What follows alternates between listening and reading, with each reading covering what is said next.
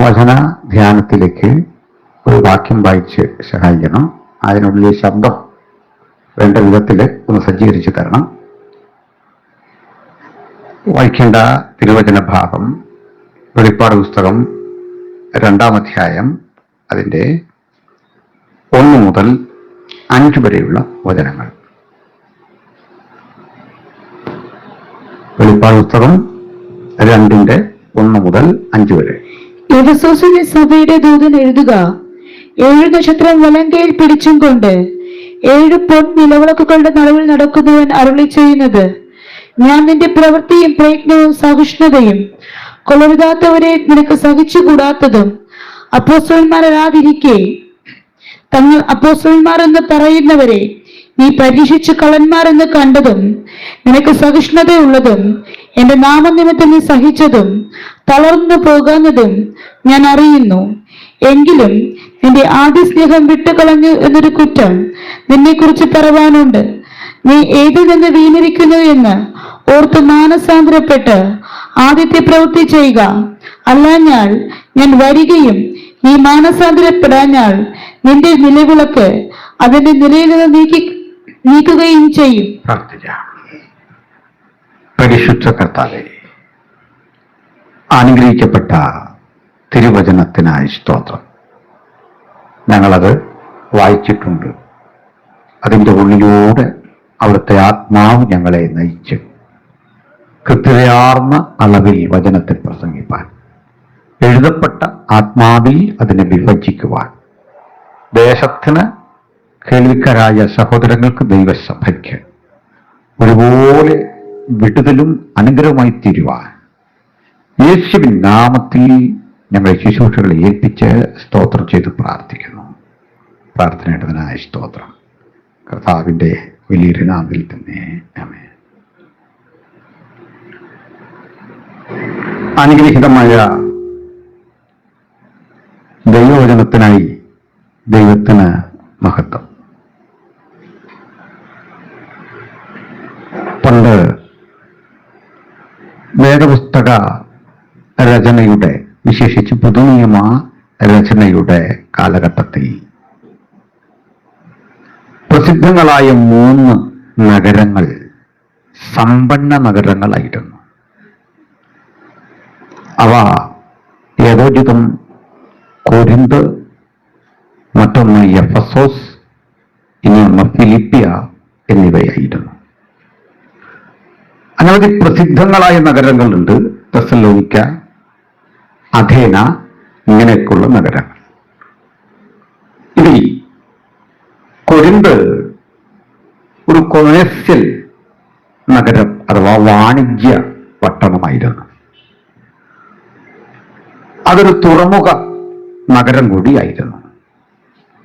കപ്പലുകൾ നങ്കൂരമിട്ട് കിടക്കാനും മറ്റ് പല നിലകളിൽ അതിലേക്ക് കയറ്റിറക്കുകൾ നിരത്താനും ഉൽപ്പന്നങ്ങൾ വിൽക്കാനും വാങ്ങാനും ഒക്കെ കഴിയുന്ന ഒരു വലിയ വാണിജ്യ നഗരം അതായിരുന്നു കൊരിന്ത്. ഇനി സുപ്രധാനമായ 2-ാമത്തെ നഗരം എഫെസോസ് ആയിരുന്നു. ഏഷ്യ മൈനറിലെ അക്കാലഘട്ടത്തിലെ ഏറ്റവും സമ്പന്ന നഗരം എഫെസോസ് ആയിരുന്നു. എഫെസോസ് നഗരത്തിന് ഏഷ്യ മൈനറിലെ ഏറ്റവും സമ്പന്ന നഗരമായതുകൊണ്ട് ഏഷ്യയുടെ ഖജനാവ് എന്ന് വിളിച്ചു വന്നു. ഏഷ്യ എന്ന് പറയുന്നത് ഇന്ന് നമ്മൾ കാണുന്ന ഏഷ്യ മൈനർ അല്ല. തുർക്കി, ഗ്രീസ്, ഈ ഭൂപ്രദേശങ്ങളൊക്കെ ഉൾക്കൊള്ളുന്ന ആ മേഖലയുടെ അന്നത്തെ പേരാണ് ആസ്യ അഥവാ ഏഷ്യ. ആ ഏഷ്യയുടെ സമ്പദ് വ്യവസ്ഥയിൽ ഏറ്റവും വലിയ സ്വാധീനം ചെലുത്തുന്ന പട്ടണമായിരുന്നു എഫെസോസ്. ആ എഫെസോസിനെ കുറിച്ചും വെളിപ്പാട് പുസ്തകത്തിലെ ഈ ചിന്ത സംബന്ധിച്ചും ഞാൻ ചില വസ്തുതകൾ ഈ സമാപന രാത്രിയിൽ നിങ്ങളുമായി പങ്കിടാൻ പ്രാർത്ഥനയോടെ ദൈവസന്നിധിയിലായിരിക്കുന്നു. പ്രിയപ്പെട്ടവരെ, എഫെസോസ് പട്ടണം സമ്പന്നമായിരുന്നു എന്ന് മാത്രമല്ല, വളരെ ആകർഷണീയമായ ഒരു ഹൈവേ ഈ പട്ടണത്തിന്റെ രണ്ട് ഇടങ്ങളെ തമ്മിൽ ബന്ധിപ്പിച്ചുകൊണ്ട് ഏഷ്യയുടെ ഇതര ഇടങ്ങളിലേക്ക് പോകത്തക്ക വിധം ആ റോഡുകളൊക്കെ വന്ന് സംയോജിക്കുന്ന ഇടമായി എഫെസോസ് മാറിയിരുന്നു. വെളിപ്പാട് പുസ്തകത്തിൽ 7 സഭകളുണ്ട്. വാസ്തവത്തിൽ അക്കാലഘട്ടത്തിൽ അവിടെ 10 സഭകളുണ്ടായിരുന്നു. ആ 10 സഭകളിൽ 7 സഭകളെ ലക്ഷ്യമിട്ടുകൊണ്ടാണ് ഈ ഗ്രന്ഥത്തിൽ ദൂതറിയിക്കുന്നത്. ഈ ഇടങ്ങളിലേക്കെല്ലാം പോകാൻ കഴിയത്തക്ക വിധം ഇവയുടെ നടുക്കായിരുന്നു ഈ പട്ടണത്തിന്റെ കിടപ്പ്. ബാക്കിയുള്ള 7 സഭകളും ഈ എഫെസോസ് പട്ടണത്തിന് ചുറ്റുമായിരുന്നു. 6 സഭകളും. തലയുയർത്തി നോക്കിയാൽ ഈ സ്ഥലങ്ങളൊക്കെ അങ്ങനെ പെട്ടെന്ന് കാണാനാവില്ലെങ്കിലും അങ്ങനെ ചിന്തിക്കുന്നത് തെറ്റില്ല. അങ്ങനെയാണ് ആ ഭൂപടം കിടക്കുന്നത്. ചുറ്റുമുള്ള ഇടങ്ങളിൽ ഇങ്ങനെ ധാരാളമായി കിടക്കുന്ന 6 സഭകൾ, നടുക്ക് എഫെസോസ്. 10 സഭകൾ എന്ന് പറഞ്ഞാലും തെറ്റില്ല. ഇവിടെ രേഖപ്പെടുത്തിയിട്ടുള്ളത് 7 സഭകളുടെ കണക്കാണ്. ഈ പട്ടണത്തിന്റെ പ്രത്യേകത ഞാൻ പറഞ്ഞു. ഈ നഗരങ്ങളെല്ലാം തമ്മിൽ കൂട്ടി യോജിപ്പിക്കുന്ന വിശാലമായ ഒരു ഹൈവേ എന്ന് പറയുമ്പോൾ അന്ന് മോട്ടോർ വാഹനങ്ങളില്ലെന്ന് നമുക്കറിയാം. പകരം മൃഗങ്ങൾ കെട്ടിവലിക്കുന്ന വണ്ടികൾ, അവ യഥോചിതം പോകേണ്ടതിന്, കുതിരവണ്ടികൾ, കാളവണ്ടികളൊക്കെ പോകേണ്ടതിന്, ഒട്ടകപ്പുറത്ത് സാധന സാമഗ്രികൾ കയറ്റി പോകേണ്ടതിന് ഒക്കെ കഴിയുന്ന തരത്തിലെ നല്ല വഴികൾ. ഈ റോഡിന്റെ ഇരുഭാഗത്തും തണൽ മരങ്ങളും ഫലദായകങ്ങളായ വൃക്ഷങ്ങളുമൊക്കെ വച്ച് മൂടി പിടിപ്പിച്ച ഭംഗിയുള്ള ഒരു നഗരവും റോഡുമൊക്കെ ആയിരുന്നു ഇവിടെ ഉണ്ടായിരുന്നത്. മറ്റൊരു കാര്യം കൂടി പറഞ്ഞ് ഞാൻ ഈ ഉള്ളടക്കത്തിലേക്ക് വരാം. ഈ നഗരം സമ്പന്നമാകുന്നതിന്റെ പിന്നിൽ 3 സുപ്രധാന കാരണങ്ങളുണ്ട്. ആ കാരണങ്ങൾ മനസ്സിലാക്കി വേണം നമ്മൾ ഈ വചനത്തിനകത്തേക്ക് കിടക്കാൻ. കാരണം ഈ വചനം പറയാൻ, അല്ലയോ എഫെസോസ് സഭയെ, ഗുണപരമായ ചില ശ്രദ്ധേയങ്ങളായ ചില കാര്യങ്ങൾ നിന്നിലുണ്ട്. അപ്പോസ്തലന്മാരല്ലാതിരിക്കെ അപ്പോസ്തലന്മാരെന്ന വ്യാജേന അകത്ത് കടന്നവരെ നീ പരീക്ഷിച്ച് കള്ളന്മാരെന്ന് കണ്ടു. നിനക്ക് സഹിഷ്ണുതയുണ്ട്, എന്റെ നാമനിമിത്തം നീ സഹിച്ചിട്ടുണ്ട്. ഇങ്ങനെയുള്ള നിരവധി കാര്യങ്ങൾ ഇവിടെ രേഖപ്പെടുത്തിയിട്ട് പറയാണ്. പക്ഷേ ഒരു കുറ്റം നിന്നെക്കുറിച്ച് പറയാനുണ്ട്. ആ കുറ്റം നിന്റെ ആദ്യ സ്നേഹം വിട്ടുപോയി എന്ന ഒരു കുറ്റം നിന്നെക്കുറിച്ച് കാണുന്നു. എന്നിട്ട് പറയാണ്, നീ ഏതിൽ നിന്നാണ് വീണിരിക്കുന്നത് എന്നോർത്ത് ആദ്യത്തെ പ്രവൃത്തി ചെയ്യുക. ഇല്ലാഞ്ഞാൽ ഞാൻ വേഗം വരികയും നിന്റെ നിലവിളക്ക് അതിൻ്റെ നിലയിൽ നിന്ന് എടുത്തു നീക്കുകയും ചെയ്യും എന്ന് പറയുന്ന ഒരു മുന്നറിയിപ്പിന്റെ വചനമാണിത്. ഈ നഗരത്തെയും അനുബന്ധ സംഭവങ്ങളെയും ഒക്കെ പഠിക്കുമ്പോഴാണ് നമുക്ക് മനസ്സിലാക്കുന്നത് എത്രമാത്രം ഈ സഭ ഒരിക്കൽ ദൈവസ്നേഹത്തിന്റെ ആഴങ്ങളിലൂടെ സഞ്ചരിച്ചിരുന്ന ഒരു സമൂഹമായിരുന്നു എന്ന്. എന്താണ് അവർക്കിപ്പോൾ പറ്റിയത്? അവിടെ നേരിടുന്ന വിപത്തെന്താ? അവിടുത്തെ സാമൂഹ്യ പ്രശ്നമെന്താ? നിരവധിയായ ഇത്തരം കാര്യങ്ങൾ നാം പഠിക്കുമ്പോൾ നമ്മുടെ ഇന്ത്യയിലും ഒരു ക്രൈസ്തവ സഭയുണ്ട്. ആ സഭ പല പേരുകളിൽ പല വിഭാഗങ്ങളായി ഈ രാജ്യത്ത് നിലനിൽക്കുമ്പോഴും ക്രിസ്തീയ സഭയുടെ ഉള്ളടക്കം കർത്താവായ യേശു ക്രിസ്തുവാണ്. യേശു ക്രിസ്തുവിൽ കൂടിയുള്ള രക്ഷ കരഗതമാക്കി അവിടുത്തെ വരവിനായി കാത്തിരിക്കുന്ന ഏതൊരാളും ആ സഭയുടെ അംഗങ്ങളാണ്. യേശു ക്രിസ്തു എന്ന അടിസ്ഥാനത്തിന്മേൽ, മൂലക്കല്ലിന്മേൽ അപ്പോസ്തലന്മാർ എന്ന അടിസ്ഥാനത്തിൽ പടുത്തുയർത്തിയ സഭയെന്ന മഹത്തരമായ ആ സൗധത്തിനും ഏകദേശം 2000 ആണ്ടുകളുടെ പ്രായം ഇന്ത്യയിൽ ഉണ്ടെന്നുള്ളതാണ് ഇതുവരെയുള്ള പഠനങ്ങൾ. എന്ന് വെച്ചാൽ എഫെസോസിലോ കൊരിന്തിലോ അതുപോലെ തന്നെ പെർഗമോസിലോ തുയത്തൈരയിലോ ഒക്കെ സഭ രൂപപ്പെട്ട ഏതാണ്ട് അതേ കാലയളവിൽ ഇന്ത്യയിലും ഒരു ക്രിസ്തീയ സഭ രൂപപ്പെട്ടിരുന്നു എന്നാണ് പരമ്പരാഗതമായി ഇന്ത്യയിലെ ക്രൈസ്തവർ വിശ്വസിച്ചു പോരുന്നത്. 2000 ആണ്ടുകൾ ഇന്ന് പിന്നിട്ട് 2026 നമ്മൾ കടക്കുമ്പോൾ ഇന്ത്യ ആസകലമുള്ള ക്രിസ്തീയ വിശ്വാസികൾ ഇതുവരെ കാണാത്ത ഒരു വലിയ പരിശോധനയിലേക്ക്, ഒരു പീഡയിലേക്ക് നീങ്ങിക്കൊണ്ടിരിക്കുന്ന ഒരു കാലമാണ്. നമ്മുടെ ഏതാണ്ട് 1600-ലധികം ആളുകൾ ഇന്ത്യ മഹാരാജ്യത്തിലെ വിവിധ ജയിലുകളിൽ മതപരിവർത്തനം കുറ്റം ആരോപിച്ച് പീഡിപ്പിക്കപ്പെടുന്ന ഒരു കാലം. മറുവശത്ത് ആലയങ്ങൾ ബുൾഡോസറുകൾ ഉപയോഗിച്ചുകൊണ്ട് ഉഴുതുമറിച്ച് അതിനകത്ത് പ്രാർത്ഥിക്കുന്ന ദൈവമക്കളെ ആട്ടിപ്പായിച്ച് അവരെ ക്രൂരമായ മർദ്ദനമുറകൾക്ക് വിധേയമാക്കുന്ന കാലം. ഈ തിരുവനന്തപുരം ജില്ലയിൽ ഉൾപ്പെടെയുള്ള നിരവധി സുവിശേഷകര് ബീഹാറിന്റെ മണ്ണിൽ, ഗുജറാത്തിന്റെ മണ്ണിൽ, ജാർഖണ്ഡിൽ, അങ്ങനെ ഉത്തരാഖണ്ഡിലുമൊക്കെ അതിദാരുണമായ വിധത്തിൽ ജയിലറകളിൽ പീഡിപ്പിക്കപ്പെടുന്ന ഒരു വർത്തമാനകാല പരിസ്ഥിതിയിൽ ഞാനും നിങ്ങളും വന്നിരിക്കെ ഒരു കാര്യം ആമുഖമായിട്ട് ഓർത്തുകൊള്ളണം. ഇത്രയും ആളുകൾ ഈ ജയിലറയ്ക്കുള്ളിൽ കിടക്കുമ്പോൾ ക്രൈസ്തവ സഭ ഇന്ത്യയിൽ കാട്ടുന്ന ഒരു പ്രാർത്ഥനയുടെ പിൻബലമുണ്ട് ആ പ്രിയപ്പെട്ടവർക്കൊക്കെ. ഞാൻ ഉണർവിനായി പ്രാർത്ഥിച്ചു, രാജ്യത്തിൽ ഉണർവുണ്ടാകാൻ പ്രാർത്ഥിച്ചു, ദേശത്തൊരു മാറ്റമുണ്ടാകാൻ പ്രാർത്ഥിച്ചു, നിരവധി ആളുകൾ യേശുവിലേക്ക് ആകർഷിക്കപ്പെടാൻ പ്രാർത്ഥിച്ചു. പ്രാർത്ഥനയ്ക്ക് ഉത്തരം കിട്ടിയത് നമ്മുടെ പ്രിയപ്പെട്ടവർ ജയിലറക്കുള്ളിലേക്ക് പോകുന്ന ഒരു പരിസ്ഥിതിയാണെങ്കിൽ അത് കേട്ടിട്ട്, അത് കണ്ടിട്ട് നമുക്ക് ഭാരം ആവശ്യമില്ല. വലിയൊരു ഉണർവിന്റെ, വലിയൊരു ദൈവപ്രവൃത്തിയുടെ ആമുഖം കുറിക്കാൻ പ്രിയപ്പെട്ടവർ അകത്ത് കിടക്കുന്നു. അതിന്റെ കാരണം ദൈവവൃത്യന്മാർ കാലങ്ങൾക്കപ്പുറത്ത് ഇങ്ങനെ ജയിലിൽ കിടന്ന ഒരു ഘട്ടത്തിലാണ് ആ കാരാഗത്തിന്റെ അടിസ്ഥാനങ്ങൾ ഇളകിക്കൊണ്ട് ആ ജനതയുടെ നടുവിലേക്ക് ദൈവസാന്നിധ്യം ഇറങ്ങി വന്ന് അപ്പോസ്തലന്മാരുടെ വലിയ പ്രവൃത്തി ചെയ്തെങ്കിൽ ആത്മാർത്ഥമായിട്ടൊന്ന് വിശ്വസിക്കുക, നമ്മുടെയും ആദ്യ സ്നേഹം നഷ്ടപ്പെട്ടു പോയ ജീവിത പരിമിതിയിൽ നിന്ന് നമുക്ക് യേശുവിനെ ഹൃദയത്തിലേക്ക് കൂടുതൽ അടുപ്പിക്കണം. ദൈവവചനം കൂടുതൽ ശുഷ്കാന്തിയോടെ ഉൾക്കൊള്ളണം. വചനത്തിന്റെ ഉള്ളടക്കങ്ങളെ ഇത്രയും നാൾ കേട്ടുകൊണ്ടിരുന്നു എന്നതിനപ്പുറത്തേക്ക് നമുക്ക് ആഴങ്ങളിൽ ഇറങ്ങിച്ചെന്ന് വചനത്തിനൊപ്പം യാത്ര ചെയ്യണം. പ്രായോഗിക ക്രിസ്ത്യ ജീവിതത്തിന്റെ അനുഗ്രഹിക്കപ്പെട്ട ഒരു ശുശ്രൂഷ കാലം നമ്മുടെ മുമ്പിൽ സംജാതമാകാൻ പോകുകയാണ്. കർത്താവിന് വേണ്ടവരെ അവിടുത്തെ ആത്മാവിനാൽ അവിടുന്ന് വിളിച്ചു വേർതിരിച്ചു കൊണ്ടിരിക്കുന്ന ഒരു കാലം വരികയാണ്. നാനാജാതി മതസ്ഥർക്കിടയിലേക്ക് ഈ സുവിശേഷത്തിന്റെ ചൈതന്യവത്തായ വചനം അതിന്റെ പ്രവൃത്തി ചെയ്യാൻ കടന്നു ചെന്നുകൊണ്ടിരിക്കുകയാണ്. ആ സുവിശേഷം ഇന്ന് രാത്രി ഈ ഗ്രാമത്തിൽ പ്രസംഗിക്കുക വഴി ഒരു കാര്യം ഉറപ്പിച്ചുകൊള്ളണം: മാരക പാപങ്ങളെ എന്നേക്കും തുടച്ചു നീക്കാൻ സുവിശേഷത്തിന് ശക്തിയുണ്ട്. എഫെസോസിൽ പ്രവർത്തിച്ച, പെർഗമോസിൽ പ്രവർത്തിച്ച, തുയത്തൈരിയിൽ പ്രവർത്തിച്ച അതേ ദൈവത്തിന്റെ ശക്തി ഇന്നിവിടെയും വ്യാപരിക്കുമ്പോൾ ഞാനും നിങ്ങളും അറിഞ്ഞ സുവിശേഷത്തിന്റെ മഹത്തരമായ ഉള്ളടക്കം, ആശയം, അതിന്റെ പൊരുൾ തിരിച്ച് നമുക്ക് ഉലകത്തോട് വിളിച്ചു പറയാം. സുവിശേഷം എന്താണ്? അത് യേശു ക്രിസ്തുവിൽ കൂടിയുള്ള രക്ഷയാണ്. ആ രക്ഷ കരഗതമാക്കി നമുക്ക് രക്ഷയുടെ സന്തോഷത്തിന്റെ പോഷണത്തിന്റെ ഭാഗമായി പറയാം, മറ്റൊരു വലിയും രക്ഷയില്ല. നാം രക്ഷിക്കപ്പെടുവാൻ ആകാശത്തിന് കീഴിൽ മനുഷ്യരുടെ ഇടയിൽ നൽകപ്പെട്ട ഏക നാമം നമ്മുടെ കർത്താവായ യേശു ക്രിസ്തുവിന്റെ തിരുനാമമാണ്. യേശുവിന്റെ തിരുനാമം ഉയർത്തപ്പെടുന്ന ഇടത്ത് എല്ലാ ഇരുട്ടിന്റെ ശക്തികളും ദൂരീകരിക്കപ്പെടും. യേശുവിനെ ഉയർത്തുന്ന ഇടത്ത് എല്ലാത്തരം അജ്ഞതയും മാറിപ്പോകും.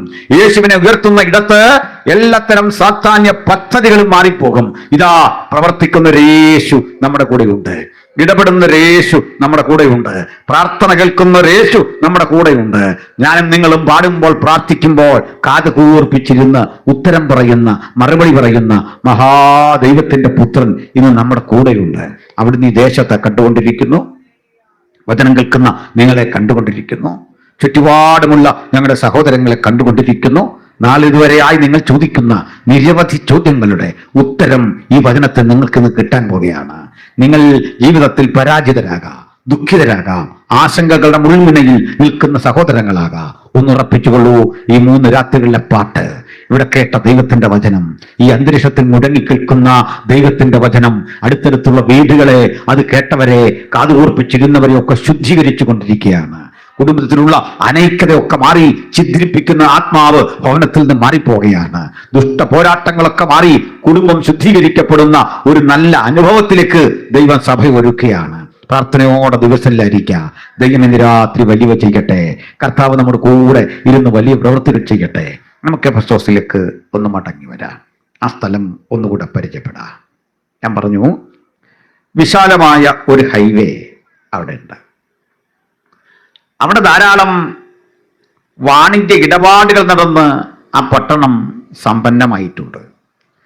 എങ്കിലും എടുത്തു പറയത്തക്ക 3 കാരണങ്ങളാൽ ഈ പട്ടണം ധനാഢ്യമായ, സമ്പന്നമായ ഒരു പരിസ്ഥിതിയിലേക്ക് ഉയർന്നു.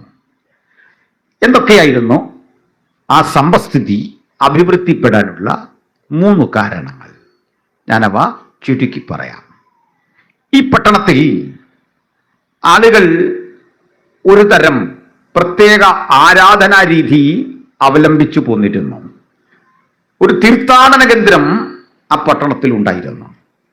ആ തീർത്ഥാടന കേന്ദ്രത്തിലെ പ്രതിഷ്ഠയുടെ പേര് അർത്തമിസ് എന്നായിരുന്നു എന്ന് അപ്പോസ്തല പ്രവൃത്തിയുടെ പുസ്തകം 19-ാം അധ്യായത്തിൽ കാണുന്നു.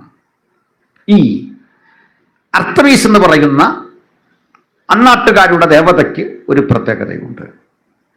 ഇതൊരു സ്ത്രീ ദേവതയായിരിക്കുമ്പോൾ തന്നെ ഈ ദേവതയുടെ പൂജാതി കർമ്മങ്ങളും അവിടുത്തെ പൗരോഹിത്യ ശുശ്രൂഷയും ഒക്കെ ചെയ്യുന്നത് സ്ത്രീകൾ തന്നെ ആയിരുന്നു. ചുരുക്കത്തിൽ പറഞ്ഞാൽ അവിടുത്തെ പ്രതിഷ്ഠ ഒരു സ്ത്രീയാണ്, അവിടെ ശുശ്രൂഷ കർമ്മങ്ങൾ ചെയ്യുന്നത് സ്ത്രീകളാണ്. അത് ഒരു വലിയ വലിയ വലിയ ആരാധനാ സമുച്ചയമായിരുന്നു. ഒരു ഘട്ടത്തിൽ അവിടുത്തെ പൗരോഹിത്യ അനുഷ്ഠാനത്തിനു വേണ്ടി ഈ ആലയത്തിനുള്ളിൽ ഉണ്ടായിരുന്ന അന്തേവാസികളായ സ്ത്രീകളുടെ എണ്ണം കേട്ടാൽ നമ്മൾ അമ്പരന്ന് കൂടും. 16,000 ആളുകൾ, സ്ത്രീകൾ അവിടെ ഉണ്ടായിരുന്നു. 16,000 സ്ത്രീകൾ അങ്ങനെ വസിക്കുന്ന ഒരു ഭൂപ്രദേശത്തെ ഒന്ന് സങ്കല്പിച്ച് നോക്ക്. എത്ര ബൃഹത്തായ കെട്ടിടങ്ങൾ വേണം, എത്ര ഏക്കർ ലാൻഡ് വേണം.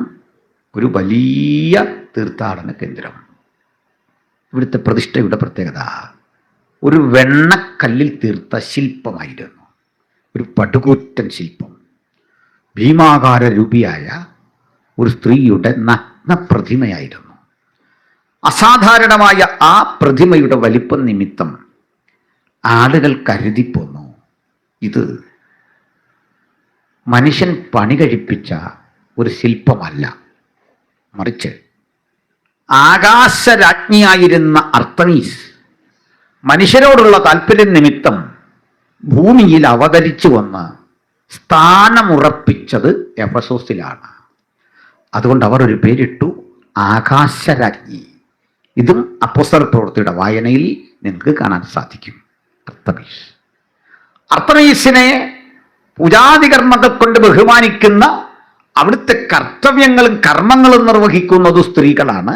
പക്ഷേ ആരാധനയ്ക്ക് വേണ്ടി, വഴിപാടുകൾക്ക് വേണ്ടി, കർമാനുഷ്ഠാനങ്ങൾക്ക് വേണ്ടി ആർക്കും വരാം, പുരുഷന്മാർക്കും വരാം. അങ്ങനെ ധാരാളം പുരുഷന്മാരും അവിടെ വരും. പക്ഷെ അവിടുത്തെ ആരാധന രീതികൾ ഒരു പൊതുജന സമക്ഷം വിശദീകരിക്കാൻ കഴിയാത്ത വിധം അധർമ്മം നിറഞ്ഞതായിരുന്നു. അധർമ്മം നിറഞ്ഞതായിരുന്നു. അധാർമികമായ ഇടപെടലുകൾ അവരെ സംബന്ധിച്ചിടത്തോളം ഏറ്റവും അനുഗ്രഹമാണെന്ന് ചിന്തിച്ചു പോന്ന ഒരു പൈശാചിക അനുഭവത്തിൻ്റെ കേന്ദ്രമായിരുന്നു അർത്തമീസ്. ഇത്രയും നിങ്ങൾക്ക് മനസ്സിലായി. മാത്രമല്ല, അടുത്തതായിരുന്നു അമ്പരപ്പിക്കുന്ന ഒരു കാര്യം. ആ നാട്ടിൽ ഒരു പെൺകുട്ടി ഒരു വീട്ടിൽ ജനിച്ചാൽ ആ പെൺകുട്ടിയെ അർത്തമീസിന് സമർപ്പിക്കൽ എന്നൊരു ചടങ്ങുണ്ട്. 3 വയസ്സാണ് പ്രായം കുഞ്ഞിൻ്റെ. ആ കുഞ്ഞിനെ കൊണ്ട് എഫെസോസ് പട്ടണത്തിൻ്റെ ഹൃദയത്തിലുള്ള അർത്തമീസിൻ്റെ ദേവാലയത്തിൽ അർപ്പണം ചെയ്തു പോന്നു കഴിഞ്ഞാൽ പിന്നെ ഈ കുട്ടിക്ക് വീടുമായി ബന്ധമില്ല. അവൾ ഈ സ്ഥാപനത്തിൽ വളരും. അവിടെയാണ് അവളുടെ ജീവിതം. അങ്ങനെ ഈ കൊച്ചുകുട്ടി ക്രമേണ ക്രമേണ അവിടെ നടക്കുന്ന അധർമ്മത്തിൻ്റെ ഭാഗമായി മാറണം. ഇതാണ് ആരാധന. ഇനി ഈ രൂപത്തിൽ വീണ്ടും വീണ്ടും കുട്ടികൾ ജനിച്ചാൽ അത് പെൺകുട്ടികളെങ്കിൽ അർത്തമീസിൻ്റെ ആലയ സമുച്ചയത്തിൽ അതിനെ സ്വീകരിക്കും. ആൺകുട്ടിയെങ്കിൽ അതിനെ പുറത്തു കളയണം. പുറത്തു കളഞ്ഞാൽ ഒരു കുട്ടി ചിലപ്പോൾ ഭൂരിപക്ഷ സമയങ്ങളിലും വഴി കിടന്ന് ഉറുമ്പ് കടിയേറ്റ് കാക്കകൾ കൊത്തി, പക്ഷികൾ കൊത്തിപ്പറിച്ച്, നായ്ക്കൾ കടിച്ചു കീറിയൊക്കെ ചത്തുപോകും. അപൂർവമായി ചിലതിനെ സംരക്ഷിക്കും. അങ്ങനെ ധാരാളം ആൺകുട്ടികൾ ആ പരിസരത്തുണ്ടായിരുന്നു. ഇവരെ ഒരു പൊതുശല്യമായി നാട്ടുകാർ കരുതിപ്പോന്നു. കാരണം ഇവരെ പരിരക്ഷിക്കാൻ ആരുമില്ല, അവരെ സന്തോഷിപ്പിക്കാൻ ആരുമില്ല. അതുകൊണ്ട് അവർ സംഘം ചേർന്ന് കടകമ്പോളങ്ങളിൽ കടന്ന് ഭക്ഷണ സാമഗ്രികൾ എടുത്ത് കഴിച്ചും അക്രമങ്ങൾ നടത്തിയും ഒരുതരം ക്രിമിനൽ വൽക്കരണം അവർക്കിടയിൽ രൂപപ്പെട്ടു. ഈ കുട്ടികളെ വിളിച്ച പേര് അർത്തമീസിന്റെ മക്കൾ എന്നായിരുന്നു. അർത്തമീസിന്റെ മക്കൾ. അർത്തമീസിന്റെ മക്കൾ എന്നത് ബഹുമാന പുരസരം വിളിക്കുന്നതല്ല. അപ്പനാര് അമ്മയാര് എന്നൊന്നും അറിയാത്ത കുറേ മനുഷ്യര് കാലക്രമേണ ഈ സ്ഥലത്തെല്ലാം ഈ ക്രിമിനൽ സംഘങ്ങളായി ഈ കുഞ്ഞുങ്ങളുടെ എണ്ണം പെരുകി. നിങ്ങൾ ഓർത്തു നോക്കണം, ഒരു നാട് കടന്നു പോകുന്ന പരിസ്ഥിതിയുടെ ഭീകരത എത്ര വലുതാണ്. ഞാൻ ഒരു കാര്യമേ പറഞ്ഞുള്ളൂ, ഒരു 2 കാര്യം കൂടി പെട്ടെന്ന് പറയാം. ഇങ്ങനെ ഈ സ്ഥാപനത്തിലേക്ക് വരുന്ന ആളുകളുടെ തിക്കും തിരക്കും, അവർക്ക് വേണ്ട ഉൽപ്പന്നങ്ങളുടെ വിറ്റഴിവ്, ആഹാര പദാർത്ഥങ്ങൾ വിറ്റഴിക്കുന്ന കടകമ്പോളങ്ങൾ, അവ നിമിത്തം ഈ പട്ടണം സമ്പന്നമായി. ഒന്നാമത്തെ കാരണം അർത്തമീസ്. രണ്ടാമത്തെ രസകരമായൊരു കാര്യ, ഇവിടെ ഒരു കാളയും മനുഷ്യനും തമ്മിൽ മല്ല് കെട്ടുന്ന, ഏറ്റുമുട്ടുന്ന ഒരു പന്തയക്കളരി ഉണ്ടായിരുന്നു, ധാരാളം ഉണ്ടായിരുന്നു. അങ്ങനെ പ്രോഗ്രാം പരിശീലനം സിദ്ധിച്ച മല്ലന്മാർ, ആയോധന കലാ വിദഗ്ധന്മാർ കാളക്കൊമ്പനുമായി നേർക്കുന്നു. കാളയുമായി ഏറ്റുമുട്ടി ഒടുവിൽ കാളയുടെ കൊമ്പിൽ പിടിച്ചു മല്ലൻ അതിനെ കീഴടക്കണം. കീഴടക്കിയില്ലേ കുഴപ്പമൊന്നുമില്ല. കാള അവനെ കുത്തി മലർത്തി അവനെ കൊമ്പിൽ കോർത്ത് ചവിട്ടി താഴെയിട്ട് കൊന്നുകളയും. അവൻ ചത്താൽ ആർക്കും വിഷയമില്ല, കാരണം ഇത് അടിമകളുടെ ഒരു കലാപ്രകടനമാണ്. അടിമ മരിച്ചാൽ ആർക്കെന്ത്? ഇതിനു വേണ്ടി അന്നത്തെ പ്രമാണിമാർ തങ്ങളുടെ അടിമകൾക്ക് ഭക്ഷണം കൊടുത്ത് ശരീരം തടിപ്പിച്ച് കൊഴുപ്പിച്ച് ഇത്തരത്തിലുള്ള ഇടപാടുകൾക്ക് കൊണ്ടുവരും. എന്നിട്ട് കലാപ്രകടനം കാണാനിരിക്കുന്ന ആളുകൾ ഇത് കണ്ട് പന്തയം വെക്കും. ആരാ ജയിക്കുക? അടിമ ജയിക്കുമോ കാള ജയിക്കുമോ? അപൂർവഘട്ടങ്ങളിൽ മല്ലൻ ജയിക്കും, ചിലപ്പോൾ കാള ജയിക്കും. കാളയാ മിക്കപ്പോഴും ജയിക്കുന്നത്. ഇനി അതിൽ തന്നെ പന്തയം വീണ്ടും. കാള ഒറ്റക്കുത്തിന് കൊല്ലുമോ, ചവിട്ടിക്കൊല്ലുമോ, എടുത്തെറിയുമോ, മുറിവ് പറ്റിയാൽ ഇവൻ രക്ഷപ്പെടുമോ എന്നൊക്കെ പറഞ്ഞ് 100,000 പന്തയങ്ങൾ ഇതിനെ ചുറ്റിപ്പറ്റി നടക്കും. ബൈബിളിൽ പറയാ, ഞാൻ എഫസോസിൽ വച്ച് മൃഗയുദ്ധം ചെയ്തത് വെറും മാനുഷികമെന്ന് വരികിൽ. വായിച്ചിട്ടുണ്ടല്ലോ കൊരിന്ത്യർ ലേഖനം 15-ാം അധ്യായത്തിൽ. എഫസോസ് മൃഗയുദ്ധത്തിന്റെ ഒരു ഗോധയായിരുന്നു. ഇതുണ്ടാക്കുന്ന അസ്വസ്ഥത എന്തെന്ന് പറയാം. തീരെ സമ്പന്നരല്ലാത്ത മനുഷ്യര് പന്തയക്കളരിയിൽ മുതലിറക്കി പന്തയത്തിലേർപ്പെട്ട് അവിടെ ഇങ്ങനെ നിൽക്കുക. അവൻ പറയുന്നത് പോലെ വിജയിച്ചു പോയാൽ നോക്കി നിൽക്ക സ്വർണക്കിഴികള്, ധാരാളം ഭൂസ്വത്തുക്കളൊക്കെ സ്വന്തമാക്കി ദരിദ്രന്മാർക്ക് ലോട്ടറി ഇടിക്കുന്ന അനുഭവം പോലെ ആയിത്തീരും. മറുവശത്ത് സമ്പന്ന അവസ്ഥയുണ്ട്, കോടികൾ നശിപ്പിക്കുന്ന ആളുകള്, എന്നിട്ട് നിരാശരായിത്തീരുന്ന ആളുകള്, ഭ്രാന്ത് പിടിക്കുന്ന മനുഷ്യര്, ഒടുക്കം ഈ ചൂതുകളിയിൽ ഏർപ്പെട്ട് മാനസിക നില തെറ്റി തങ്ങൾക്കുള്ള ഭൂമി, തങ്ങൾക്കുള്ള സകലതും കൊണ്ട് പണയം വെച്ച് വിൽക്കാനൊന്നുമില്ലാതെ മക്കളെയും ഭാര്യയും ഒക്കെ തെരുവിൽ വിലപേശി വിൽക്കുന്ന മനുഷ്യര് ഈ പന്തയക്കളത്തിൽ ഇറങ്ങി പോരടിക്കുന്ന മല്ലന്റെ പേരിനാൽ ഈ പ്രോഗ്രാം അറിയപ്പെട്ടു. അവന്റെ പേരാണ് ഗ്ലാഡിയേറ്റർ. നിങ്ങൾ വേണ്ടൊരു ബൈക്ക് കണ്ടാണ് ഗ്ലാഡിയേറ്റർ, യമഹയുടെ. എൻ്റെ ഹാൻഡിൽ നോക്കിയാൽ മനസ്സിലാകും, അത് കാളക്കുറ്റൻ്റെ കൊമ്പ് പോലാണ്. ഈ ഗോതയിൽ ഏറ്റുമുട്ടുന്ന മല്ലനും കാളയും. ഈ പ്രോഗ്രാം നാടിനെ സമ്പന്നമാക്കി. മൂന്നാമത്തത് കുറേ രസകരമാണ്. രസകരമെന്ന് പറഞ്ഞാലും അത് ഭീകരതയുണ്ട്. എന്താണെന്നറിയണ്ടേ?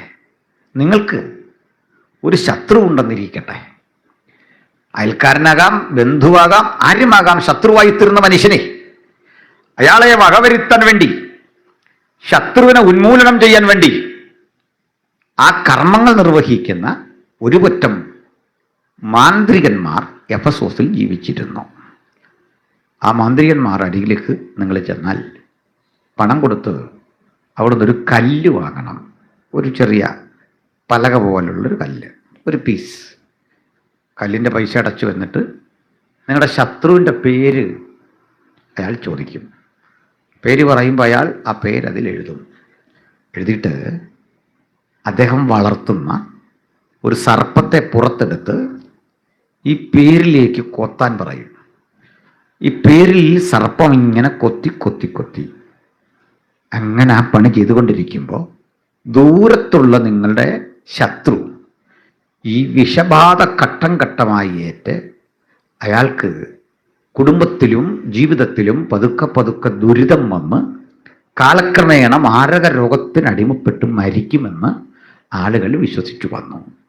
ഈ ആളുകൾ പൂജിച്ച് ആരാധിച്ചു പോരുന്ന ആ മാന്ത്രികന്മാരുടെ ദേവതയുടെ പേര് അസ്കലയോപയസ് എന്നായിരുന്നു. എങ്ങനെ? അത് നിങ്ങളീ പലരും കണ്ടിട്ടുണ്ട്. അസ്കലയോപയസ് എന്താണ്? നേഴ്സുമാരുണ്ടെങ്കിൽ, ഡോക്ടേഴ്സ് ഉണ്ടെങ്കിൽ, അല്ല വേണ്ട, ഇതൊന്നും വേണ്ട, ആംബുലൻസ് കാണുന്ന ആളുകളാണല്ലോ നമ്മൾ. ഈ ആംബുലൻസിൻ്റെ സൈഡിൽ ഒരു പാമ്പും ഒരു വടിയും കൂടെ പിണഞ്ഞിരിക്കുന്ന ചിത്രമില്ലേ, അവൻ തന്നെ അസ്കലയോപയസ്. ഗ്രീസിലെ ഒരു ഗോഡാണ്. ഇങ്ങനെ 3 ശക്തികൾ, ഈ 3 ശക്തികളെ പൂജിക്കുന്ന ആളുകൾ അവിടെ ഉണ്ടായിരുന്നു. ഇത്തരം ഇരുട്ടിൻ്റെ കേന്ദ്രത്തിൽ വേണം അന്നത്തെ കാലത്ത് ദൈവപുരുഷന്മാർക്ക് ഇറങ്ങി യേശുവിനെ ഉയർത്താൻ. എന്തെല്ലാം എതിർപ്പുകളാണെന്നോർത്ത് അവിടെ പോയിട്ട് യേശുവിനെ പ്രസംഗിച്ച് തിരുനാമത്തിൻ്റെ മഹത്വത്തിനായി ദൈവസഭയ്ക്ക് ആരംഭം കുറിച്ച കർത്തദാസന്റെ പേര് അപ്പല്ലോസ് എന്നായിരുന്നു. അപ്പല്ലോസ് എന്ന ദൈവവൃത്തിൽ ഈ ഭൂപ്രദേശത്ത് പ്രവർത്തിച്ചു, പ്രസംഗിച്ചു. ധാരാളം മാന്ത്രിക വടി വലിച്ചെറിഞ്ഞ് അസ്കലയോപയസിനെ തിരസ്കരിച്ച് ഇത്തരം ഭൂതാത്മാക്കളോട് വിട പറഞ്ഞ് സംശുദ്ധിയുള്ള മനസ്സിന്റെ ഉടമകളായി യേശുവിനെ സ്വീകരിച്ചു. അനവധി മല്ലന്മാർ ഈ മല്ലുകെട്ട് നിർത്തി, പോരാട്ടം നിർത്തി, അവർ സത്യസുവിശേഷത്തിന്റെ വഴിയണഞ്ഞു. തെരുവീതിയിൽ ആ നാടിനെ മുഴുവൻ തകർക്കുന്ന ക്രിമിനൽ സ്വഭാവമുള്ള ചെറുപ്പക്കാര് അവരെന്നേക്കും പാപകർമ്മങ്ങളോട് വിട പറഞ്ഞ് ക്രിസ്തുവിൽ പുതിയ സൃഷ്ടികളായി മാറി. ഇതിനകത്ത് കുടുങ്ങിപ്പോയ ആയിരക്കണക്കിന് വരുന്ന ദേവദാസിമാരായ സ്ത്രീകളുണ്ട്. ഈ സ്ത്രീകൾ പാപത്തെക്കുറിച്ച് അനുതപിച്ച് പശ്ചാത്തപിച്ച് യേശുവിന്റെ പാത തിരഞ്ഞെടുത്തു. ഇവർ കൂടി രൂപീകരിച്ച സഭയുടെ പേരാണ് എഫെസോസിലെ സഭ. എഫെസോസിലെ ഈ മഹത്തരമായ സഭയെ നോക്കിക്കൊണ്ട് അപ്പോസ്തലൻ പറയുക, ആത്മാവിൽ ദൂതറിയിക്കുക, അല്ലെങ്കിൽ യേശു തന്നെ പറയുക, അവിടുത്തെ ആത്മാവ് പറയുക, ഒരിക്കൽ അവഗണിക്കപ്പെട്ട് കിടന്ന നിനക്ക്, സ്വീകാര്യത നഷ്ടപ്പെട്ട നിനക്ക്, വിലയും നിലയും നഷ്ടപ്പെട്ട നിനക്ക് ഞാൻ ഉള്ളിൽ വന്നപ്പോൾ കിട്ടിയ ആത്മസന്തോഷത്തിന്റെ സായുജ്യത്തിന്റെ പരിണിത ഫലമായി നീ ഏറ്റെടുത്ത രക്ഷ എന്ന ദൈവിക ദാനമുണ്ടല്ലോ, അന്ന് അനുഭവിച്ച ആ രക്ഷയുടെ സുഖമുണ്ടല്ലോ, ഇന്നേ നീ ഒരല്പം ക്ഷീണിച്ചു, നിന്റെ ആദ്യ സ്നേഹം വിട്ടുപോയി, നമുക്ക് പൂർവ്വസ്ഥിതിയിലേക്ക് ഒന്ന് മടങ്ങണം. ഈ ചിന്തയാണ് ഈ പറയുന്ന ഭാഗത്തെ ഉള്ളടക്കം. എഫെസോസ് എന്നറിയപ്പെടുന്ന ആ സ്ഥലം സമ്പന്നമാകുന്നതിൻ്റെ പിന്നിലെ സുപ്രധാനങ്ങളായ 3 കാര്യങ്ങൾ ഞാൻ പറഞ്ഞു. 1 അർത്തമിസ്, 2 ഗ്ലാഡിയേറ്റർ, 3 അവിടെയുള്ള അസ്കലയോപയസിനെ പൂജിക്കുന്ന മാന്ത്രികന്മാർ. ഏറ്റവും ചിന്താർഹമായ കാര്യം, പ്രശ്നകലുഷിതമായി കിടന്ന ആ നാട് എന്നും ഏത് ഘട്ടത്തിലും ഒരുതരം നിരാശ്രയ ബോധം അവിടെയുള്ള ജനങ്ങളെ ഭരിച്ചു. ഒരു ഭാഗത്ത് വലിയ സമ്പത്തിൻ്റെ ആധിക്യം, വലിയ തിരക്ക്, ആകർഷണീയമായ കലാപരിപാടികൾ, വിനോദങ്ങൾ, മേളകൾ, ജനസഞ്ചയങ്ങൾ ഒത്തുചേരുന്ന സമ്മേളനങ്ങൾ, മാമാങ്കങ്ങൾ. മറുവശത്ത് സ്വസ്ഥത നഷ്ടപ്പെടുന്ന മനുഷ്യരുടെ നേർചിത്രം. ഇതാണ് സമകാലിക ഇന്ത്യയിലും കാണുക. നമ്മൾ കണ്ടു, ഒരു ചെറുപ്പക്കാരൻ അവൻ്റെ കഠിനമായ പരിശ്രമത്തിൻ്റെ പരിണിത ഫലമായി മെഡിക്കൽ കോളേജിൽ അഡ്മിഷൻ എടുക്കുന്നു. 22 വയസ്സുള്ളൊരു കുട്ടി അയാളുടെ ഹെഡ് ഓഫ് ദ ഡിപ്പാർട്ട്മെൻറ്റ് പരിഹസിച്ച് അത് സമ്മർദ്ദം സഹിക്കാനാവാതെ അയാൾ ആത്മഹത്യ ചെയ്യുന്നു. അതുമായി ബന്ധപ്പെട്ട് വലിയ ഹർത്താലും മറ്റു കാര്യങ്ങളും നമ്മുടെ നാട്ടിൽ കഴിഞ്ഞു. ഞാൻ ഓർക്കുകയാണ്, നമ്മൾ ഈ ഗുണ്ട ആക്രമണങ്ങൾ കണ്ടിട്ടുണ്ട്. ഒറ്റപ്പെട്ട് നിൽക്കുന്ന ആളിനെ ഓടി വന്ന് വാളുകൊണ്ടോ വടികൊണ്ടോ ആയുധം വല്ലതും പ്രയോഗിച്ചോ ഉപദ്രവിച്ച് കൊല്ലുക. പക്ഷെ അതിലും ഭീകരമാണ് ഒരുവനെ ആത്മഹത്യയിലേക്ക് തള്ളിവിടുന്നത്. കാരണം ഈ ഗുണ്ട 1 മിനിറ്റ് കൊണ്ട് പണി തീർത്തു പോയി. പക്ഷെ മറ്റേ മാഷം തച്ചത് ഇഞ്ചിഞ്ചായി ആ ചെറുപ്പക്കാരനെ കൊന്നു. അസഹനീയമായ വേദനകൾക്കൊടുവിൽ അവൻ ഈ ലോകം വിട്ടുപോയി, പ്രാണൻ നഷ്ടപ്പെടുത്തി. മറ്റൊരു വാർത്ത കൂടി നമ്മൾ കണ്ടു. സഹോദരിയുടെ പേരിൽ കിടന്ന് 20,000 ഉറുപ്പിക ബാങ്ക് കൊടുക്കുന്നില്ല. ആളുടെയും കുട്ടി വാ മരിച്ചു എന്ന് പറയാനുള്ളത് കേൾക്കാൻ പോലും തയ്യാറില്ലാതെ അയാളെ നിരാകരിക്കുന്ന ദയ നഷ്ടപ്പെട്ട ഒരു വ്യവഹാര ഭൂമി. അയാൾ തൻ്റെ സഹോദരിയുടെ ശവശീലം മാന്തിയെടുത്ത് നേരെ ചെന്നൊരു പ്രതിഷേധയെ പോലെ മാനേജരെ കാണുന്നു. ആരുടെയും കരളലിയിക്കുന്ന നിരവധി കാഴ്ചകൾ. വീണ്ടും ചില കാഴ്ചകൾ ഇന്ത്യ മഹാരാജ്യത്ത് കാണാം. പിഞ്ചോമനകളുടെ ശവമടക്കാൻ സൈക്കിളിൽ ഈ ശവശരീരം വെച്ച് കെട്ടി കിലോമീറ്റർ നടക്കേണ്ടി വരുന്ന മനുഷ്യരെ ചവിട്ടി. ഭാര്യയുടെ ശവം ഭർത്താവും തൻ്റെ മക്കളുമൊക്കെ ചേർന്ന് മാറി മാറി ചുമന്ന് 7-8 കിലോമീറ്റർ ദൂരം കൊണ്ടുപോകേണ്ട അവസ്ഥകൾ. ഇവിടെ മനുഷ്യത്വം മരവിച്ചു പോകുന്ന എഫസോസിന് സമാനമായ ഒരു പരിസ്ഥിതി സൂക്ഷ്മാംശങ്ങളിൽ നമ്മുടെ ചുറ്റുപാടും ഗ്രഹിക്കുക. നാളുകൾക്കപ്പുറത്ത് മധു എന്നൊരു ചെറുപ്പക്കാരൻ കൊല്ലപ്പെട്ടു. അയാൾ ചെയ്ത കുറ്റം വിശപ്പിന് ആഹാരം മോഷ്ടിച്ചതാണ്. ആഹാരം മോഷ്ടിച്ച മനുഷ്യനെ സംസ്കാര സമ്പന്നരെന്ന് പറയുന്ന ആളുകൾ ചേർന്ന് തല്ലിക്കൊന്ന് അദ്ദേഹത്തിന് ദാരുണമായ അന്ത്യമൊരുക്കി. ഇതുപോലെ എഫസോസിൽ നിങ്ങൾ കാണൂ. അന്നത്തിന് വേണ്ടി, അന്നന്നത്തെ ജീവിതത്തിന് വേണ്ടി ഉയർന്ന അടിമകൾ അവരെ ആരോഗ്യം കൊണ്ടുവന്ന് കാളയ്ക്ക് മുമ്പിൽ പ്രദർശിപ്പിക്കണം, കാളയെ നിലത്തടിക്കണം. എനിക്കിതിന് കഴിയില്ല, ആരോഗ്യമില്ലെന്ന് പറഞ്ഞിട്ട് കാര്യമില്ല. യജമാനൻ ചാട്ടക്ക് തല്ലി ക്രൂരമായ മരണത്തിന്റെ മുമ്പിലേക്ക് ഇങ്ങനെ തള്ളിവിടുന്ന കുറേ മനുഷ്യര്. ഇവരെ ആർക്കാണ് രക്ഷിക്കാൻ സാധിക്കുക? വീണ്ടും ചില കാഴ്ചകൾ നമ്മൾ കണ്ടു. വീട്ടിൽ സമ്പത്ത് വരാൻ വേണ്ടി മൂത്ത കുഞ്ഞിനെ ഗുരുതി കൊടുക്കണം എന്ന് പറയുന്ന മന്ത്രവാദിയുടെ വാക്കുകെട്ടനുസരിച്ച് തൻ്റെ പിഞ്ചോമനയെ ഗുരുതി കൊടുക്കുന്ന അമ്മ. അപ്പനും അമ്മയും മക്കളും ഒക്കെ ചേർന്ന് പ്രിയപ്പെട്ടവരെ ഗുരുതി കൊടുക്കുന്നു. സാമ്പത്തിക അഭിവൃദ്ധിക്ക് ഇങ്ങനൊക്കെ വഴികളുണ്ട് എന്ന് കേൾക്കുന്നു. ഇങ്ങനെ 100,000 തെറ്റായ ചിന്തകളുടെ നടുവിൽ ഒരു രാഷ്ട്രം കടന്നു പോകുമ്പോൾ ഇവിടെയാണ് സുവിശേഷത്തിൻ്റെ പ്രസക്തി. അവിടെയാണ് സുവിശേഷം അതിൻ്റെ കർത്തവ്യം നിർവഹിക്കുന്നത്. എല്ലാത്തരം അന്ധവിശ്വാസങ്ങൾക്കും തിന്മകൾക്കുമെതിരെ സുശക്തമായ ആയുധത്തിന്റെ പുറപ്പാടാണ് സുവിശേഷം. ഇത് ചോര ചൊരിയിക്കാതെ, മനുഷ്യനെ ഉന്മൂലനം ചെയ്യാതെ മനുഷ്യരാശിയെ മുഴുവൻ വീണ്ടെടുപ്പിന്റെ, സ്വാതന്ത്ര്യത്തിന്റെ പുത്തൻ അനുഭവത്തിലേക്ക് നയിക്കുന്ന ദൈവീകതയുടെ ആഹ്വാനമാണ്. അതുകൊണ്ടൊന്ന് മനസ്സിലാക്കണം, സുവിശേഷത്തിന് മാത്രമേ ഇത്തരം ഇരുട്ടിന്റെ തിന്മയുടെ പ്രവർത്തനങ്ങളെ റദ്ദ് ചെയ്ത് മനുഷ്യന് സ്വതസിദ്ധമായ സ്വാതന്ത്ര്യവും മനുഷ്യന് ദൈവത്താൽ നിഷിദ്ധമായ ആത്മീയ അനുഭവങ്ങളും അനുഗ്രഹങ്ങളും നൽകാൻ സാധിച്ചിട്ടുള്ളൂ എന്ന് കാലം തെളിയിച്ചിട്ടുണ്ട്. അതിന്റെ കാരണം എന്താ നിങ്ങൾക്കറിയാമോ? ലോകത്ത് സുവിശേഷത്തിന്റെ അവതരണത്തിന് 2000 വർഷത്തെ ചരിത്രമാണ്.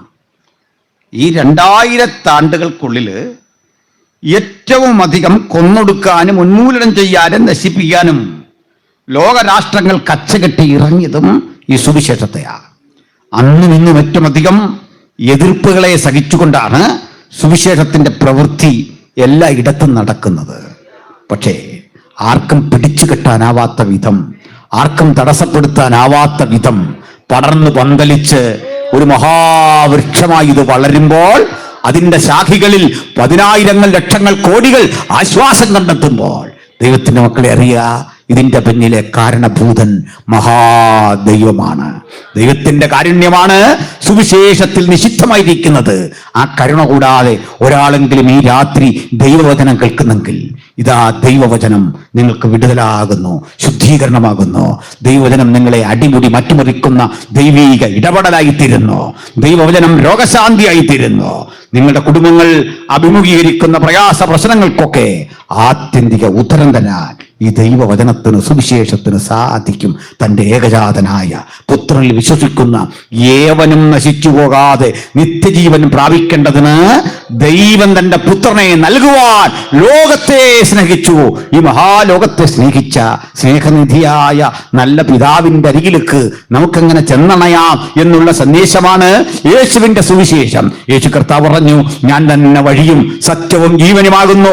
ഞാൻ മുഖാന്തരമല്ലാതെ ആരും പിതാവിന്റെ അരികിൽ ചെല്ലുന്നില്ല. മാനവരാശിയെ പിതാവിന്റെ അരികിലേക്ക് എത്തിക്കുന്ന വഴി യേശുവാണ്. ആ വഴിയിലൂടെ കടന്നു ചെന്നാൽ ഒരു കാര്യം ഉറപ്പാണ്, ഒരു ദുഷ്ടശക്തിക്കും നിങ്ങളെ പിടിച്ചു കെട്ടാൻ സാധിക്കുകയില്ല. ഒരു ഇരുട്ടിന്റെ ആത്മാവിനും ആ വഴി തടയാൻ സാധിക്കുകയില്ല.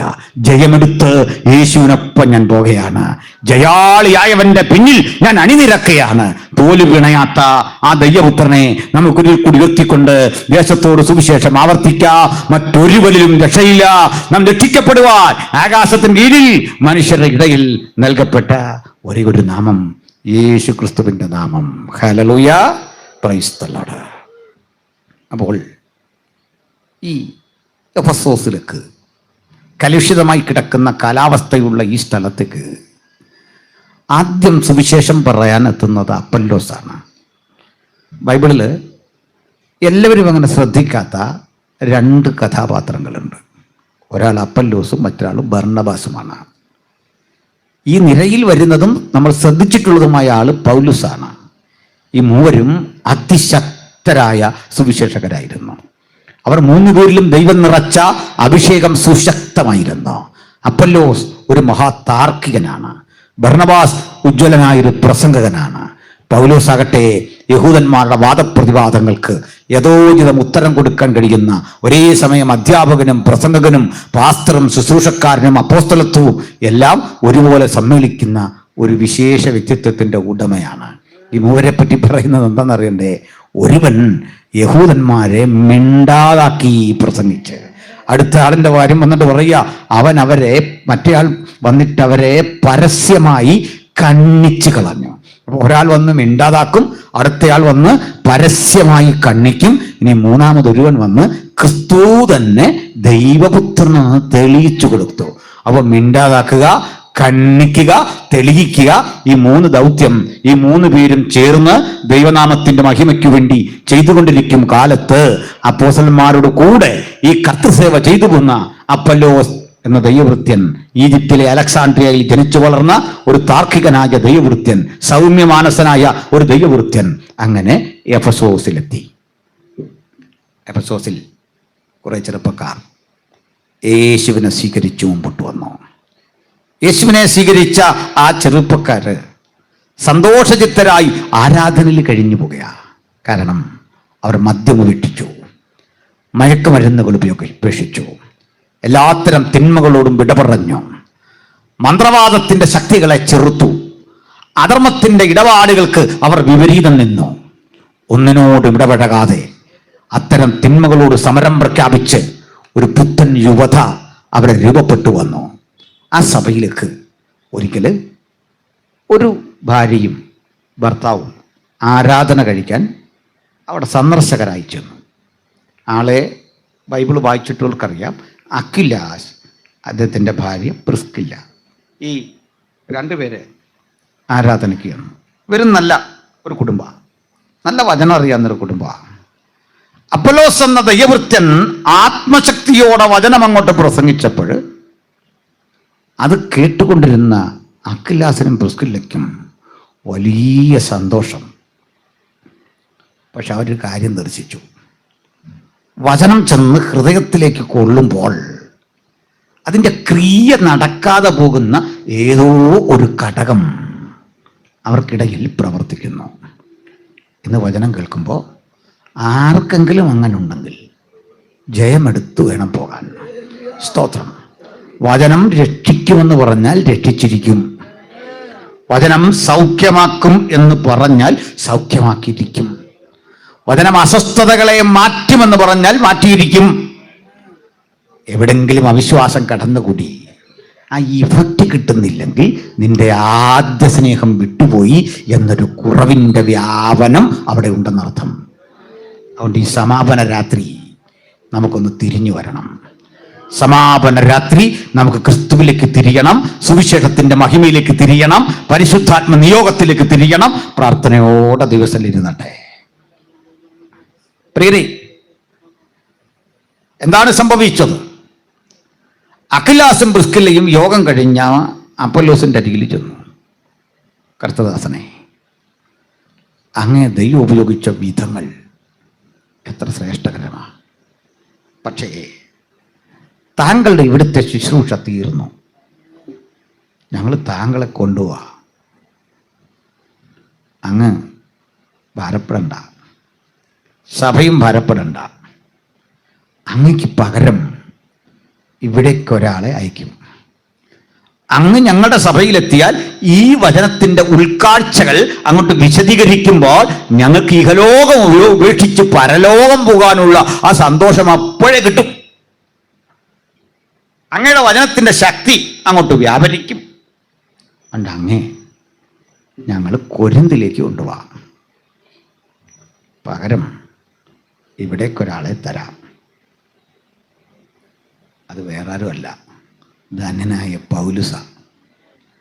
പൗലുസ വരുന്നെങ്കിൽ പിന്നെ സഭ വേണ്ടെന്ന് പറയില്ലല്ലോ. വെരി ഗുഡ്, സന്തോഷം. അങ്ങനെ അപ്പല്ലോസ് കൊരിന്തിലേക്ക് പോയി. വചനം പറയുക, അപ്പല്ലോസ് കൊരിന്തിലിരിക്കെ പൗലോസ് ഉൾപ്രദേശങ്ങളിൽ കൂടി സഞ്ചരിച്ച് എഫസോസിലെത്തി. എഫസോസിലെത്തി പ്രോഗ്രാം അങ്ങോട്ട് തുടങ്ങി. പൗലോസ് പ്രാപിച്ചെടുത്ത ആത്മശക്തിയുടെ ചൈതന്യം കൊണ്ട് ശുശ്രൂഷ അങ്ങോട്ട് ആരംഭിച്ചപ്പോൾ ഇരിക്കുന്ന ആളുകൾക്ക് അങ്ങോട്ട് മനസ്സിലാവുന്നില്ല. അതിൻ്റെ കാരണവും കണ്ടുപിടിച്ചു. കാരണം ഞാൻ പറയാം. വചനം മനസ്സിലാക്കാനുള്ള കഴിവ് വിദ്യാഭ്യാസമല്ല. വിദ്യാഭ്യാസം ഉണ്ടേ നല്ലത്, പക്ഷെ അതൊരു യോഗ്യതയല്ല. വചനം ഗ്രഹിക്കാനുള്ള യോഗ്യത വിദ്യാഭ്യാസം ഇല്ലെന്നുള്ളതുമല്ല, അതൊരു അയോഗ്യതയല്ല. വചനം മനസ്സിലാക്കാനുള്ള കഴിവ് അത് എഴുതിയ ആത്മനിറവിൽ വചനത്തെ ഉൾക്കൊള്ളുവാനുള്ള സമർപ്പണമാണ്. പൗലോസ് ചോദിച്ചു, വിശ്വസിച്ചിട്ട് നിങ്ങൾ പരിശുദ്ധാത്മാവിനെ പ്രാപിച്ചോ? അപ്പൊല്ലോസ് വന്നിട്ട് ചോദിച്ചത് യേശുവിനെ സ്വീകരിച്ചോന്നാ. പൗലോസ് വന്നിട്ട് ചോദിച്ചത് പരിശുദ്ധാത്മാവിനെ പ്രാപിച്ചോന്നാ. ഹല്ലേലൂയ. അപ്പോൾ പുത്രനും പരിശുദ്ധാത്മാവുമായി. ഇനി ഒരാളുണ്ട്, പിതാവ്. പുത്രനിലൂടെയുള്ള രക്ഷ കരസ്ഥമാക്കി ആത്മനിറവിനെ പ്രാപിച്ചാൽ നാം എത്തുന്ന ഇടമാണ് പിതാവിൻ്റെ സന്നിധി, അനേകം വാസസ്ഥലങ്ങളുള്ള ഇടം. ഹല്ലേലൂയ. ആ സ്ഥലത്തേക്ക് നമ്മൾ എത്തുന്നത്, പിതാവിൻ്റെ സന്നിധി. അതിലേക്ക് പോകാനുള്ള വഴി പറയാ, ഞാൻ മുഖാന്തിരമല്ലാതെ ആരും പിതാവിൻ്റെ അരികിൽ എത്തുന്നില്ല. എന്നാൽ അക്ഷരാർത്ഥത്തിൽ ഞാൻ നിങ്ങൾ ഇന്ന് പോയിട്ട് മറ്റൊരു കാര്യസ്ഥൻ പകരം വരും. കാര്യസ്ഥൻ സകല സത്യത്തിലും നമ്മളെ വഴി നടത്തും. ഞാനിവിടെ വരുമ്പോൾ കർത്താവിൻ്റെ ദാസൻ തൃത്വത്തെക്കുറിച്ചൊക്കെ പറഞ്ഞുകൊണ്ടിരിക്കുകയാണ്. നല്ലത്. ഈ ത്രിയേകത്വം ആരോട് ഞാൻ ഒരു ക്യാമ്പിന് ചെന്നപ്പോൾ പറഞ്ഞു, ആദ്യം ആ ടോപ്പിക് ഇട്ട് ചെന്നതാണ്. അപ്പോൾ അവർ പറഞ്ഞു അത് വേണ്ട, കാരണം മനസ്സിൽ ഇരിക്കുന്ന അങ്ങ് പോവും, ചിന്താക്കുഴപ്പം കൂടും. ഇത് മാറണ്ടേ? അത് മാറണമല്ലോ. ഞാൻ പറഞ്ഞു അതുകൊണ്ട് നമ്മൾ ഇന്ന് തൃത്വം തന്നെയാണെന്ന് പറഞ്ഞു. കുട്ടികളാണ് കൂടുതൽ. പലരും തൃത്വത്തെപ്പറ്റി തെറ്റൊത്തിരി ധരിച്ചു വച്ചിട്ടുണ്ട്. ചില ചോദിക്കുന്ന ചോദ്യമാണ്, തൃത്വം എന്ന് ബൈബിളിലുണ്ടോ? അപ്പോഴേ പറഞ്ഞോണേ ഇല്ല, ആ പദം ഇല്ല. ആ പദം ഇല്ല എന്നേ ഉള്ളൂ. തൃത്വം ബൈബിളിലുണ്ട്. എന്താ തൃത്വം? ഒറ്റ വാക്കിൽ ഒരു സെന്റൻസിൽ പറയാം, പിതാവ്, പുത്രൻ, പരിശുദ്ധാത്മാവ്. അതാ തൃത്വം. അത് ബൈബിളിലുണ്ടോ? ഉണ്ട്. നിങ്ങൾ ഇന്ത്യൻ ഭരണഘടന എടുത്താൽ മഹാത്മാഗാന്ധി രാഷ്ട്രപിതാവാണെന്നൊന്നും അതിൽ എഴുതിയിട്ടില്ല. ഇന്നലെ പിറന്ന കുഞ്ഞിനും അറിയാം ആരാ രാഷ്ട്രപിതാവ്, മഹാത്മാജി. അങ്ങനെ അവിടെ എഴുതിയിട്ടൊന്നുമില്ല.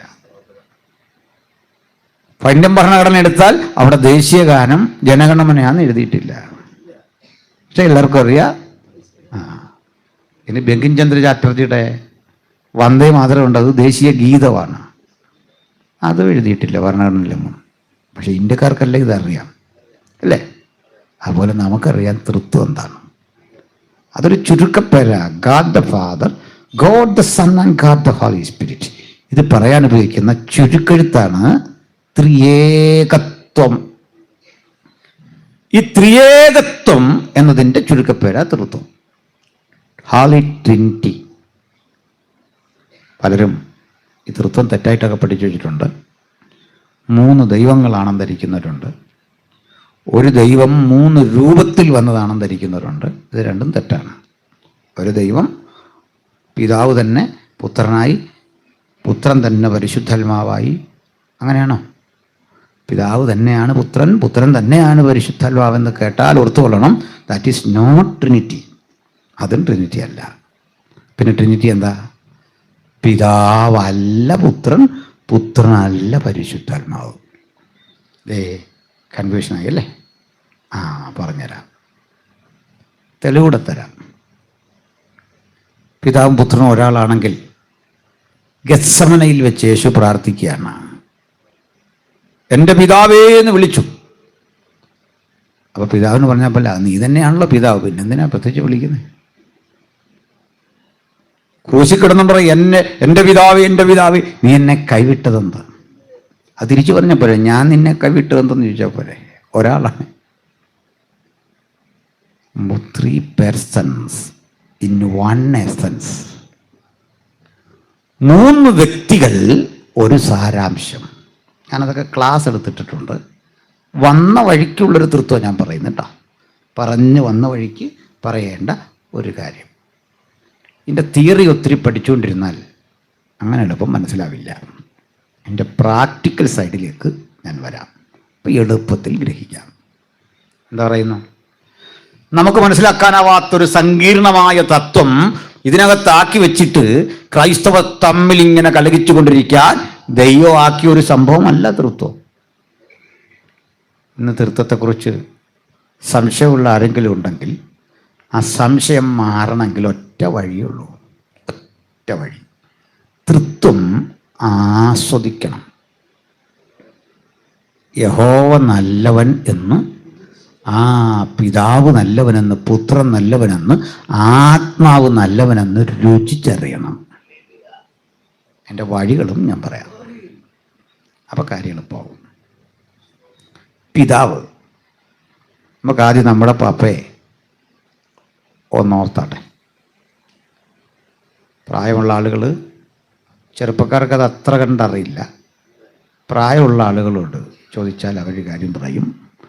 നമുക്ക് ഈ പപ്പ ഒരു വല്ലാത്ത കാർക്കശ ബുദ്ധിക്കാരനായ മനുഷ്യനായിരുന്നു. സഹിക്കാൻ അല്പം പ്രയാസമുള്ളൊരു ഭീകരൻ്റെ പേരാണ് പപ്പ. ആയിരുന്നില്ലേ? ആണെന്ന്. നമ്മളെ പിടിച്ച് ചർച്ചിനകത്ത് വാക്യം വായിച്ച് തെറ്റിപ്പോലെ ഇരുന്നിട്ട് അടിക്കുക, പണ്ടക്കൊണ്ട് അതിന് വീട്ടിലിട്ട് അടിക്കുക. നാട്ടുകാരെല്ലാം പറയും നല്ല മനുഷ്യനാണ്, പക്ഷെ നമുക്ക് തോന്നുന്നില്ല.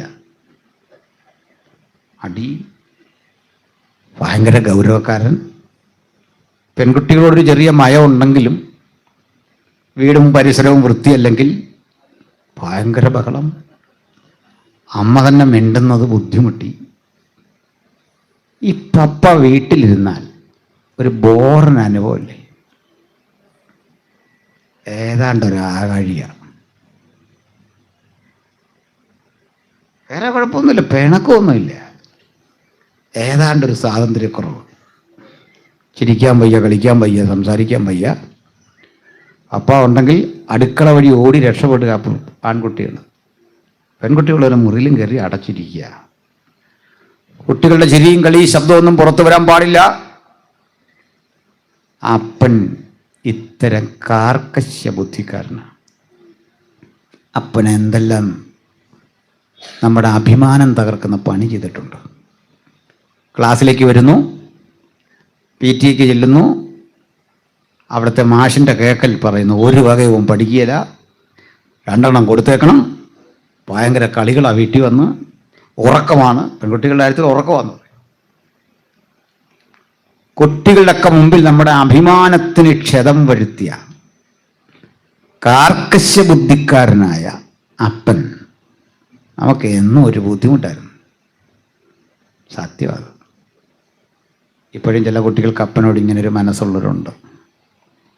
പക്ഷെ പ്രായമുള്ള ആളുകളോട് ഞാൻ ചോദിക്കുക, കാലം ഇത്ര കഴിഞ്ഞ് തിരിഞ്ഞു നോക്കുമ്പോൾ ഇതൊക്കെ നിമിത്തം അപ്പനോട് വെറുപ്പുള്ള ആരെങ്കിലും ഉണ്ടോ? ആരുമില്ല. കാരണം അപ്പൻ ഈ പണിയൊക്കെ ചെയ്തുകൊണ്ടാണ് ഞാൻ ഇവിടെ നിൽക്കുന്നത്, നിങ്ങൾ ഇവിടെ ഇരിക്കുന്നത്. പിണക്കമുണ്ടോ അപ്പനോട്? ഇല്ല. ഞാനൊരു ക്യാമ്പിൽ ചെന്ന് കുട്ടികളോട് പറഞ്ഞോ, നിങ്ങളുടെ ഫോണിൽ പപ്പായുടെ ഫോട്ടോ ഉണ്ടോ? കുട്ടികൾ കാണിച്ചു. ഞാൻ പറഞ്ഞു, ഒറിജിനൽ ഫോട്ടോ ആണോ? അവർ പറഞ്ഞു അതെ. ഞാൻ പറഞ്ഞു, ഒറിജിനൽ പപ്പ ഇതല്ല, പപ്പായുടെ ഒറിജിനൽ ഫോട്ടോ ഇതല്ല. ഒറിജിനൽ പപ്പ ആ ഫോട്ടോ സൂട്ടിട്ടോ കോട്ടിട്ടോ ജുബ്ബ ഇട്ടോ വെള്ളം കൊണ്ടെടുത്തോ അല്ല ജീവിച്ച്, അപൂർവാദിട്ടത്. നമ്മൾ ഓർക്കുന്ന പാപ്പ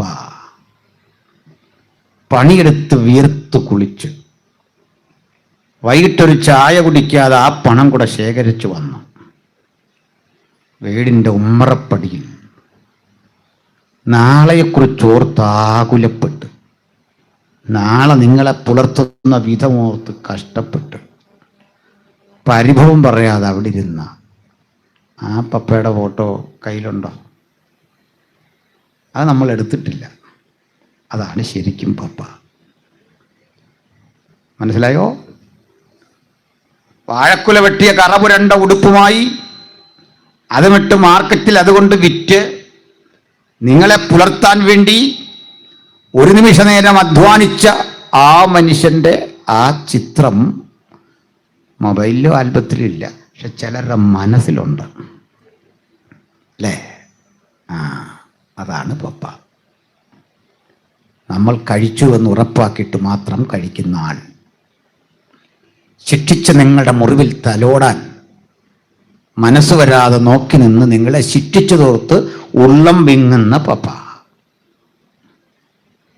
+2 പാസ്സായോ, ഡിഗ്രി കഴിഞ്ഞോ, ജോലി തേടി നിങ്ങൾ പോകുമ്പോൾ അമ്മ 100,000 ഉപദേശം പറഞ്ഞു, കൂട്ടുകാർ ഒക്കെ വന്നു, ചിലരൊക്കെ കെട്ടിപ്പിടിച്ച് കരഞ്ഞു. കരയാത്ത ഒരാൾ പപ്പ.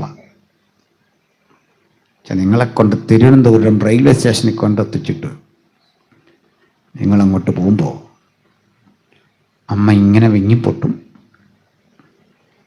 പപ്പ പറയും കരയില്ല, അവനെ കരഞ്ഞയക്കരുത്, അവൾ നല്ലൊരു കാര്യത്തിന് പോവല്ലേ, പോട്ടോ. ഈ ട്രെയിൻ അങ്ങോട്ട് ചലിച്ചു കഴിയുമ്പോൾ അമ്മ ഒന്ന് കരയും, കൂടെ നിൽക്കുന്നവർക്കൊക്കെ വിഷമം. പക്ഷേ പാപ്പ പിടിച്ചു നിൽക്കുകയാണ്. പക്ഷെ മക്കൾ തിരിച്ചൊന്ന് നോക്കിയ ഒരു കാഴ്ച കാണാം. പെട്ടെന്ന് ആരുടെ ഈ ശ്രദ്ധയിൽപ്പെടാതെ ഒരു ടവല് കൊണ്ട് ഒരു തുള്ളി കണ്ണീര് തുടയ്ക്കുന്ന അപ്പൻ കണ്ടിട്ടുണ്ടോ? നിങ്ങൾ വണ്ടി കയറിയ ശേഷം അന്നത്തെ ദിവസം അപ്പൻ ആഹാരം കഴിച്ചിട്ടില്ല.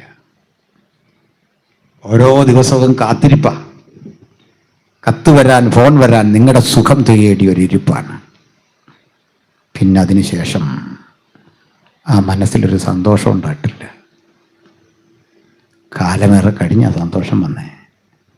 ജോലി കിട്ടിയപ്പോഴല്ല, നിങ്ങളും വിവാഹിതനായി ഒരു കുഞ്ഞൊക്കെ ആയി കഴിഞ്ഞപ്പോൾ ആ കുഞ്ഞിനോടായി അപ്പൻ്റെ പ്രതിപത്തി. മനസ്സിലായോ? സ്നേഹമുണ്ടപ്പന്, പക്ഷെ അങ്ങോട്ട് പ്രകടിപ്പിക്കാൻ വയ്യ. സ്വർഗസ്ഥ പിതാവ് ഇങ്ങനായിരുന്നു മനുഷ്യരാശിയോട്, ആദമ്യ കുലത്തോട്. അന്ന് ആദം കലഹിച്ച് പിരിഞ്ഞപ്പോഴേ അകന്നുപോയി ബന്ധം. പിടികിട്ടിയോ? രണ്ടാം ഭാഗം പറയാം. മക്കളെ അടിച്ച് ശിക്ഷിച്ച് വഴക്ക് പറഞ്ഞ് പുറത്തിറക്കി വിട്ട കാർക്കശ്യ ബുദ്ധിയുള്ള അപ്പനല്ലേ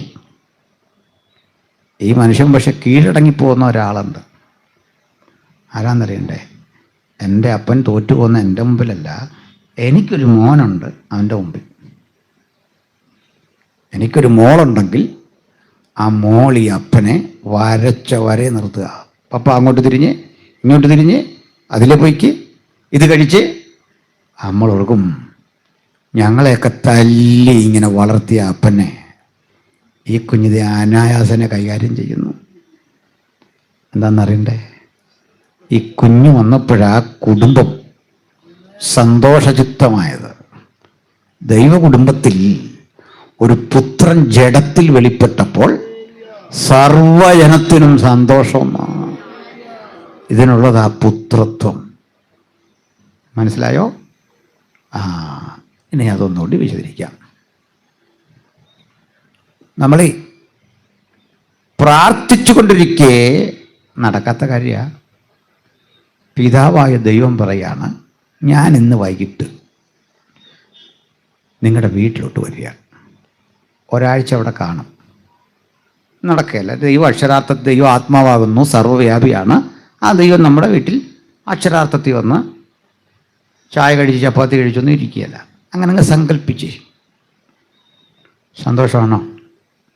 സന്തോഷമൊന്നും അല്ല. കാരണം നിങ്ങളുടെ സ്വാതന്ത്ര്യം പോയി കിട്ടുമെന്ന്. മെയ് 4 റിസൾട്ട് വരുന്നു, വാർത്ത കാണാൻ പറ്റത്തില്ല. വീട്ടിൽ ഒച്ചയെടുത്ത് ആകെപ്പാടെ നിങ്ങളുടെ ഫ്രീഡം പോയെന്നോ അപ്പൻ വന്നാൽ. മനസ്സിലായില്ല? മക്കൾക്ക് മനസ്സിലാനായിട്ട് പറയാം. സ്കൂളിൽ നിന്നൊരു പിക്നിക്ക് ആദ്യം തിരക്കേണ്ട പ്രിൻസിപ്പിൾ വരുന്നുണ്ടോ കൂടെ? നിങ്ങൾ പോകല്ലേ? എൻജോയ് ചെയ്യാൻ പറ്റില്ല. ഇയാൾ അച്ചടക്ക ബോധത്തിൻ്റെ വാളെടുത്ത് വീശും. നമുക്ക് ഈ കാഴ്ച കണ്ട് പോകാനൊക്കത്തില്ലെന്ന് സന്തോഷം പോകുന്നു. പിതാവ് നമ്മോട് പറയുക, ഞാൻ ഇന്ന് നിങ്ങളുടെ കൂടെ ഉണ്ടെന്ന് പറഞ്ഞാൽ സന്തോഷമാണെങ്കിലും ഞാനതിന് യോഗ്യനല്ലാത്ത കൊണ്ടൊരാകാഴിക. നമ്മുടെ കുഴപ്പമാണ്. നമ്മൾ ഒരേ സ്വരത്തിൽ പറയും, അയ്യോ വേണ്ട, പ്ലീസ് വേണ്ട. ഞാൻ ഇതേ ചോദ്യം ചോദിക്കുകയാണ്. യേശുക്രിസ്തു നമ്മുടെ വീട്ടിലേക്ക് വരിക എന്ന് പറഞ്ഞാൽ നമ്മളാരും വിടുകലവ ഞങ്ങളുടെ വീട്ടിൽ വാ, വിടത്തില്ല. അത്ര ഇൻറ്റിമസിയാണ്. വ്യക്തത വന്നോ? യേശുവിനോട് നമുക്കുള്ളത്, പിതാവിനോടുള്ളത് ബഹുമാനമാണെങ്കിൽ പുത്രനോടുള്ളത് എന്താ? സ്നേഹം, പ്രണയം, ആലിംഗനബദ്ധമായ ഫ്രീഡം. കർത്താവിനോട് പറയാൻ വയ്യാത്ത ഒരു കാര്യം ജീവിതത്തിൽ നിന്ന് സകല പ്രൈവസിയിലും വരുന്നവൻ, ഏതിടത്തുമുള്ള സന്തത സഹചാരി. ഇതാ പുത്രൻ. പുത്രനിലൂടെ പിതാവിനെ സമീപിച്ചപ്പോഴേ നമുക്ക് അവിടെയും ഫ്രീഡം. ദൈവകുടുംബം അങ്ങ് സജീവമായി. അങ്ങനെ വന്നൊരു കുഴപ്പമുണ്ട്. കുട്ടികൾ എന്തെങ്കിലും തെറ്റ് ചെയ്താൽ നിങ്ങൾ കുട്ടികളെ ഒന്ന് തല്ലാവോ നോക്കിയേ. ഈ ഗ്രാൻഡ് പപ്പ സമ്മതിക്കില്ല, നിങ്ങൾക്കിട്ടടിക്കും. മിക്ക വീട്ടിലെയും വഴക്ക്. ഈ പെൺപിള്ളേർ കൊച്ചു കുട്ടികളെ തല്ലുമ്പോൾ അമ്മയ്ക്ക് ഇഷ്ടപ്പെടത്തില്ല, അപ്പന് ഇഷ്ടപ്പെടത്തില്ല. ഒട്ടുപോകില്ലെന്ന് പറഞ്ഞ് വിഷയം ഉണ്ടാക്കും. കാരണം അവർക്ക് ഈ കുഞ്ഞിനെ തല്ലാൻ പാടാന്നേ. ഇങ്ങനെ ആ പിതാവിന് നമ്മളെ സംരക്ഷിക്കുന്ന ദുഷ്ടൻ കാണാതെ, ശത്രു തൊടാതെ, ആർക്കും വിട്ടുകൊടുക്കാതെ പിതാവും പുത്രനും നമ്മളെ സംരക്ഷിക്കുക. പുത്രൻ രക്തം തന്ന് വീണ്ടെടുത്ത് ശുദ്ധിയാക്കി പിതാവിൻ്റെ പക്കലേക്ക് കൊടുത്തപ്പോൾ പിതാവ് ആലിംഗനബദ്ധരായി നമ്മളെ കൊണ്ടു നടക്കുന്ന അനുഭവമാണ് ആദ്യ സ്നേഹം. വ്യക്തത വന്നോ? അപ്പോൾ ശിക്ഷയില്ല, വഴക്കില്ല, തല്ലില്ല, കുറ്റം ചെയ്താൽ തന്നെ പോട്ടെ. ചെറുക്കന്മാരൊക്കെ കുറ്റം ചെയ്തിച്ച് വന്ന് നിന്നാൽ അപ്പനെന്താ പറഞ്ഞത്? സാരമില്ല, കുഞ്ഞല്ലേ, വാ. ഈ പോക്ക് പോയാൽ നമ്മളൊരു പരുവാകില്ലേ? മക്കൾ വഴിതെറ്റും. സ്നേഹത്തിൻ്റെ ആധിക്യം, ശിക്ഷയുടെ ലഭ്യതക്കുറവൂടെ വരുമ്പോൾ നമ്മളൊക്കെ അങ്ങനെ നമ്മളല്ല ഈ പരുവായത്. പാസ്സൊക്കെ ഇരിക്കുന്നുണ്ടോ? പാട്ട് പാടുന്നവരൊക്കെ ഉണ്ടോ? നമുക്കെല്ലാം പറ്റിയെന്താ? ദൈവസ്നേഹം കാരണം ശിക്ഷയില്ല. അപ്പം നമ്മൾ വഷളായി. വഷളാകാൻ സമ്മതിക്കില്ല. അപ്പനിങ്ങനെ കൊച്ചുമോനോട് കാര്യമായതൊക്കെ ശരിയാണെങ്കിലും ഈ വീട്ടിലെ വേറൊരാളുണ്ട് ഈ പയ്യന് പേടിയുള്ള. ഒന്നിൽ അപ്പൻ്റെ അനിയൻ, അല്ലെങ്കിൽ അവൻ്റെ അങ്കിള്. ഇവർ തമ്മിൽ നല്ല ബന്ധമാണ്. കളിക്കും, ക്രിക്കറ്റ് കളിക്കും, സൈക്കിളിൽ കയറും, ബൈക്കെ കൊണ്ട് നടക്കും. പക്ഷെ കാര്യത്തോടടുക്കുമ്പോൾ ഇവൻ തെറ്റ് ചെയ്തു എന്ന് കണ്ടാൽ നല്ല സൂപ്പർ അടി. ഇയാളെ നല്ല പേടിയാണ്. തലവട്ടം കണ്ട പേടിക്കും, പക്ഷെ ഭയങ്കര കാര്യം. ഇങ്ങനെ നമ്മൾ വഴിതെറ്റിപ്പോകുമ്പോൾ ശിക്ഷിച്ചേതോചിതം കൊണ്ടുവന്ന് നിർത്താൻ നമുക്കൊരു കാര്യസ്ഥൻ, അതാണ് പരിശുദ്ധാത്മാവ്. ഇനി ഒന്ന് ആസ്വദിച്ച് തത്വം എന്താന്ന് മനസ്സിലായോ? ദൈവത്തോട് എനിക്ക് സ്നേഹം, ബഹുമാനം, ആദരവ്. അതാ വെളിപ്പാട് പുസ്തകത്തിൽ പിതാവിനെ ആരാധിക്കുമ്പോൾ പറയുക, നീ സകലതും സൃഷ്ടിച്ചു. പുത്രനെ ആരാധിക്കുന്ന ഇടത്ത് എഴുതി വെച്ചിരിക്കുകയാണ്, നിന്റെ രക്തം കൊണ്ട് ഞങ്ങളെ വീണ്ടെടുത്തു. പിതാവ് സൃഷ്ടികർമ്മങ്ങളുടെ കാരണഭൂതനായ, പരമപ്രധാനിയായ, ആത്യന്തികനായ ജനയിതാവെങ്കിൽ പുത്രൻ പാപാധിഷ്ഠിതമായ ലോകത്ത് പാപമംഗിലമായ ഈ ശരീരത്തിൽ നിന്ന് തൻ്റെ ശുദ്ധരക്തത്താൽ നമ്മെ ശുദ്ധീകരിച്ചെടുത്ത വീണ്ടെടുപ്പുകാരൻ പരിശുദ്ധാത്മാവ് നമ്മുടെ അനുദിന ജീവിതത്തിന്റെ കാര്യസ്ഥൻ. അതുകൊണ്ട് ആരാധിക്കുമ്പോൾ ദൈവപിതാവിന് മഹത്വം, ദൈവപുത്രന് മഹത്വം, ദൈവപരിശുദ്ധാത്മാവിന് മഹത്വം, ത്രിയേക ദൈവത്തിന് സ്തുതിയും സ്തോത്രവും ആരാധനയും കരയറ്റുന്ന ഇടത്ത് നമ്മുടെ ഈ സംശയമൊക്കെ മാറിപ്പോകും. ഇന്നു മുതൽ അങ്ങനെ ഒന്ന് ആരാധിച്ച് ശീലിച്ചേ. അപ്പൊ പൗലോസിലേക്ക് ചോദിച്ച, വിശ്വസിച്ചിട്ട് പരിശുദ്ധാത്മാവിനെ പ്രാപിച്ചോ? എഫെസോസുകാരോട് ആരെന്ത് പറഞ്ഞു? പരിശുദ്ധാത്മാവ് ഉണ്ടെന്ന് പോലും ഞങ്ങൾ കേട്ടിട്ടില്ല. അപ്പൊ പൗലോസിന്റെ മറു ചോദ്യം, അപ്പോൾ നിങ്ങളുടെ സ്നാനം ഏതായിരുന്നു? അതിൽ നിന്ന് എന്താ മനസ്സിലായി? ശരിയായിട്ടൊരാൾ സ്നാനപ്പെട്ടാൽ പരിശുദ്ധാത്മാവെന്നും കേൾക്കാവുന്നു. പിതാവ്, പുത്രൻ, പരിശുദ്ധാത്മാവ്, ഇങ്ങനെ കേട്ട സ്നാനമാ തിരുവെഴുത്തിലെ സ്നാനം. ആ സ്നാനം കൂടാതെ ഒരാളെങ്കിലും ഉണ്ടെങ്കിൽ ഇന്ന് രാത്രി സമർപ്പിതരായിക്കൊള്ളണം. സ്നാനമേൽക്കേണ്ടത് പിതാവിൻ്റെയും പുത്രന്റെയും പരിശുദ്ധാത്മാവിൻ്റെയും നാമത്തിൽ. ഹല്ലേലൂയ, സ്തോത്രം. ഇനി ആര് പറഞ്ഞ് കേട്ടിട്ടില്ല? അങ്ങനെയെങ്കിൽ അവർക്ക് പരിശുദ്ധാത്മാവിനെ ലഭിക്കേണ്ടതിന് പ്രാർത്ഥിച്ചു. അവർക്ക് ആത്മനിറവിൻ ശക്തി കിട്ടി. അവർ കൃപയിൽ അധിഷ്ഠിതമായ ആ വചനത്തിൽ പ്രത്യാശ വെച്ചുകൊണ്ട് അന്യഭാഷകളിൽ സ്തുതിച്ച് ദൈവത്തിന് മഹത്വം കൊടുത്ത് അങ്ങോട്ട് ആരാധിച്ചപ്പോൾ എഫെസോസ് പട്ടണം ഇതുവരെ കാണാത്ത വലിയ മാറ്റം. ആ ചെറുപ്പക്കാരിലൊക്കെ ആത്മനിറവ്. അവർ ഒരുമിച്ച് പുറത്തേക്ക് ഇറങ്ങി കർത്താവിനെ കുറിച്ച് പറഞ്ഞ ഇടത്ത് വലിയ വലിയ മാറ്റം. കൊടും പാപികളിതാ നെടുമ്പാട് വന്ന് വീണ് നസ്രായനായ യേശുവിനെ ഏറ്റെടുക്കുന്നു. പാപമംഗിലമായ ജീവിതത്തിന്റെ ഭൂതകാലത്തെ കുറിച്ചോർപ്പ് കരയുന്നു. അങ്ങനെ അവസ്ഥ മാറി. അപ്പൊ ഒരു പ്രശ്നം, നാട്ടിലെല്ലാം ഇതങ്ങ് പ്രചാരത്തിലെത്തി. അപ്പൊ ദിമിത്രിയോഫ് എന്നറിയപ്പെടുന്ന ഒരു ശില്പമുണ്ടാക്കുന്ന തട്ടാൻ അസോസിയേഷൻ വിളിച്ചു കൂട്ടിയിട്ട് പറഞ്ഞു, ഈ പോക്ക് പോയാൽ നമ്മുടെ കച്ചവടം പൂട്ടും. ഇതൊരു സത്യമാണ്. ഒരു നാട് സുവിശേഷം അറിഞ്ഞാൽ ബീഡി വിൽക്കുന്നവൻ്റെ കാര്യം ഗതികേടാണ്. കള്ളുകിടക്കാരൻ്റെ കാര്യം ഗതികേടാ, പാൻപരാഗ് വിൽക്കുന്നവൻ്റെ കാര്യം ഗതികേടാ. ഞാൻ ഇത് നേരിട്ട് കണ്ടു ഒരു സ്ഥലത്ത്. നമ്മുടെ തളിപ്പറമ്പിൽ ആ സ്ഥലത്ത് ഞാനൊരു സുശേഷത്തിനുമ്പോൾ ഒരു 2 തിയേറ്റർ പൂട്ടിപ്പോയി.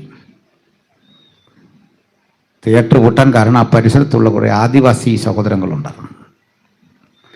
ഇവരെ പറ്റിക്കാൻ ഏറ്റവും മ്ലേച്ഛമായ ഫിലിമുകൾ കാട്ടി ചെറുപ്പക്കാരെയൊക്കെ വഴിതെറ്റിക്കുക, പുറത്ത് മയക്കുമരുന്ന് കള്ളൊക്കെ കിട്ടുന്ന സ്ഥലമാണ്.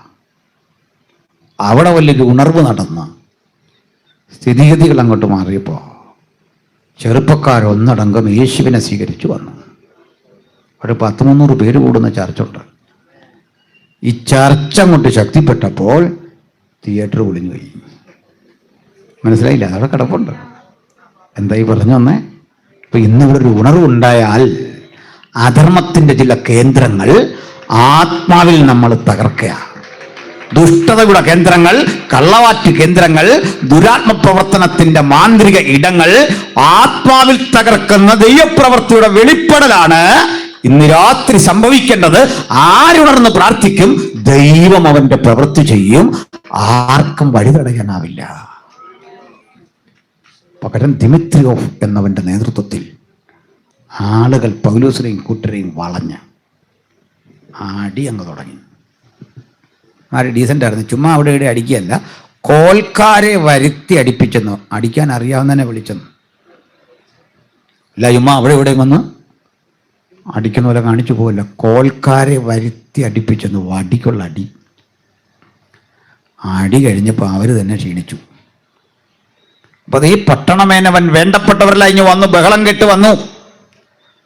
വന്നപ്പോഴൊരു ചോദ്യം, പൗലോസേ അടി കൊള്ളുകയും ചെയ്തു, സന്തോഷം. പക്ഷെ ഞാൻ ആരാന്നറിയോ? ചുമ്മാ കമ്പെടുത്ത് അടിക്കുന്നേ. ആളറിഞ്ഞ് കളിക്കണം. ആരാ ഞാനെന്നറിയണ്ടേ? റോമൻ പൗരൻ. അന്ന് ഈ റോമൻ പൗരത്വം എല്ലാവർക്കും കിട്ടില്ല. അപൂർവമായി മാത്രം കിട്ടുന്ന റോമൻ പൗരത്വമുണ്ട്. ഗവർണറും ബഹുമാനിക്കുന്ന പദവി അത്. അവർക്ക് ചില പ്രിവിലേജുകളുണ്ട്. പണ്ട് ബ്രാഹ്മൺസിന് ഇന്ത്യയിൽ കിട്ടിയതുപോലെ അവർക്ക് ചില പരിഗണനകൾ കൊടുത്തിരുന്നു.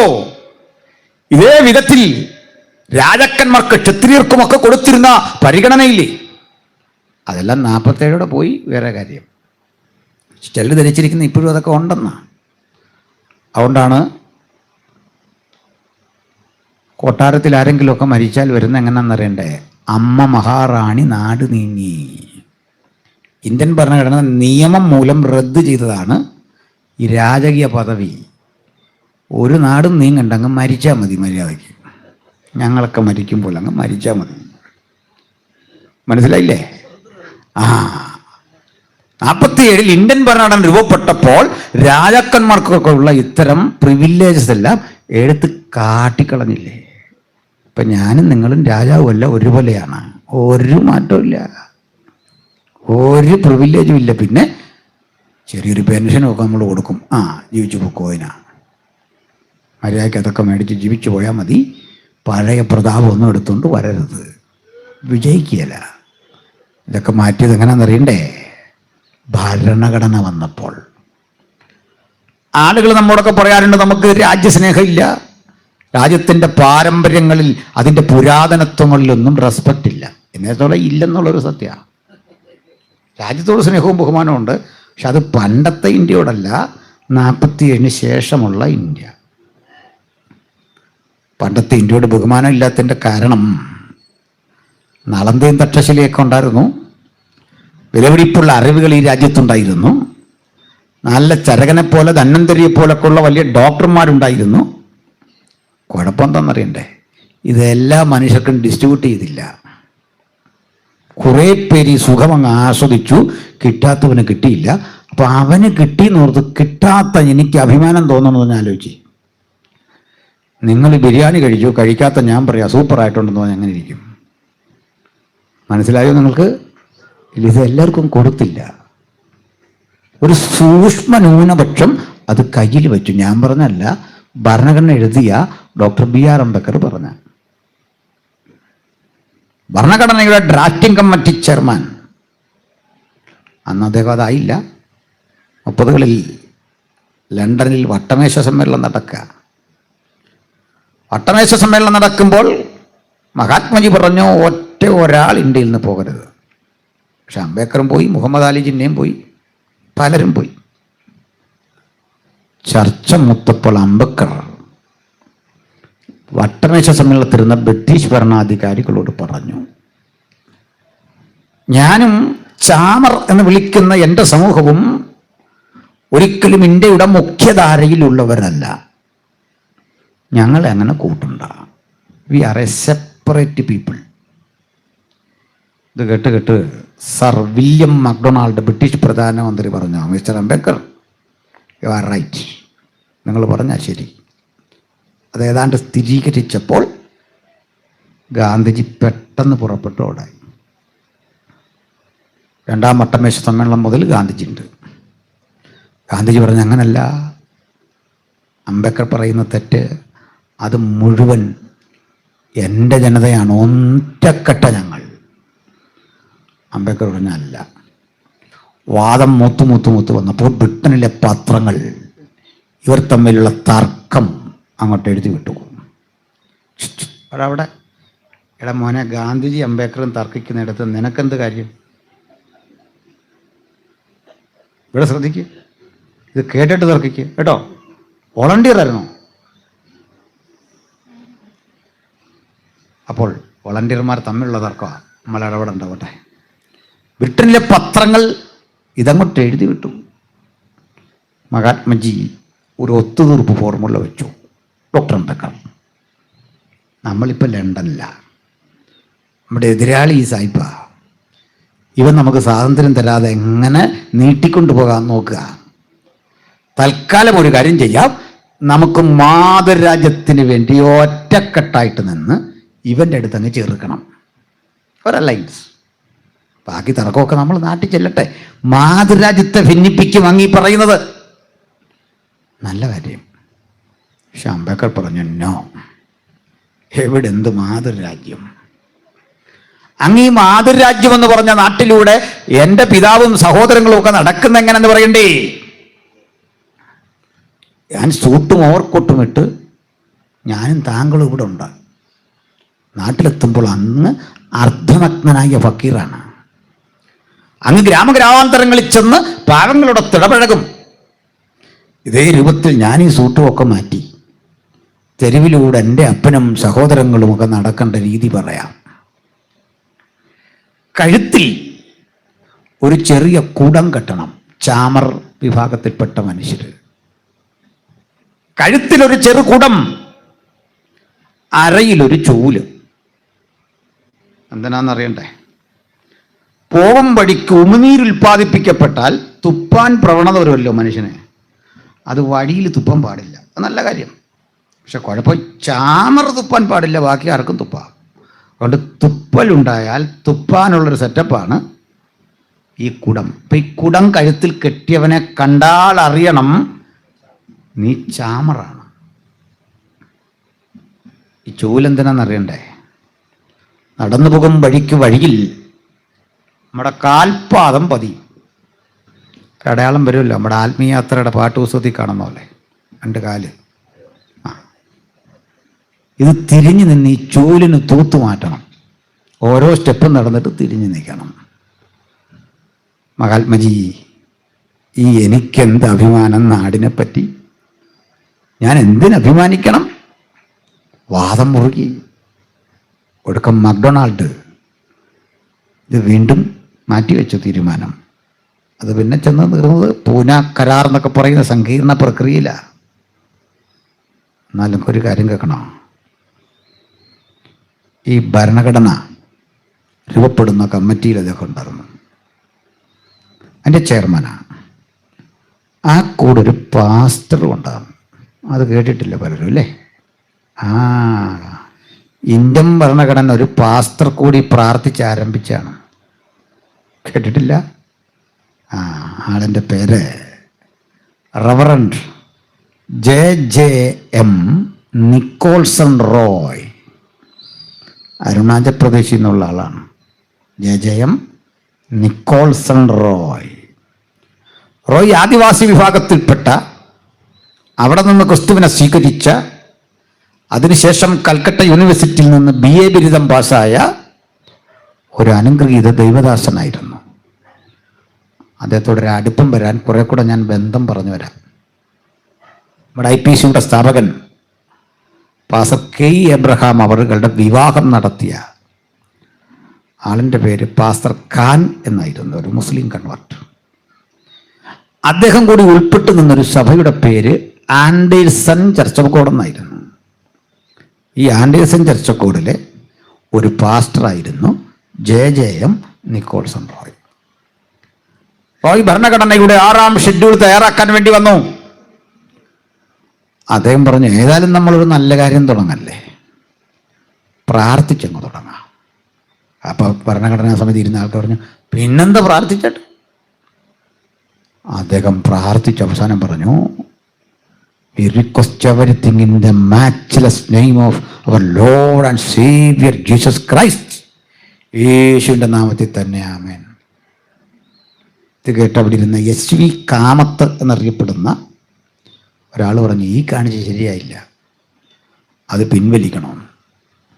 പുള്ളി പറഞ്ഞു, ഇതായാലും ദൈവത്തിന് കൊടുത്തു പോയി, ഞാനെങ്ങനെ പിൻവലിക്കുന്ന? കഴിഞ്ഞു, ഇതങ്ങ് പോയി. ഞാൻ പറഞ്ഞ ദൈവം തിരിച്ചു തരുമല്ലോ, അത് പോയി, അടുത്ത് ചർച്ച ചെയ്യാം. ഇങ്ങനെയൊക്കെയാന്നേ ഈ ഭരണഘടന രൂപപ്പെട്ടതേ. നമുക്കാർക്കും ഇത് പങ്കില്ലെന്നാ ചിലരുടെ വിചാരം. ഇത് വിറ്റുപോലും പങ്കില്ലാത്തവനാ പറയുന്നത്. ഈ ഭരണഘടന തെരുവിലിട്ടൊന്ന് വിൽക്കാൻ പോലും ത്രാണിയില്ലാത്തവനാ പറയും നമുക്ക് പങ്കില്ലെന്ന്. അതൊക്കെ പോട്ടെ. അപ്പോൾ ഇങ്ങനെ രൂപപ്പെട്ട ഭരണഘടന ഉള്ളപ്പോഴാ നമ്മൾ പൗരന്മാരായ, അല്ലെങ്കിൽ വെറും പ്രജകളായിരുന്നു.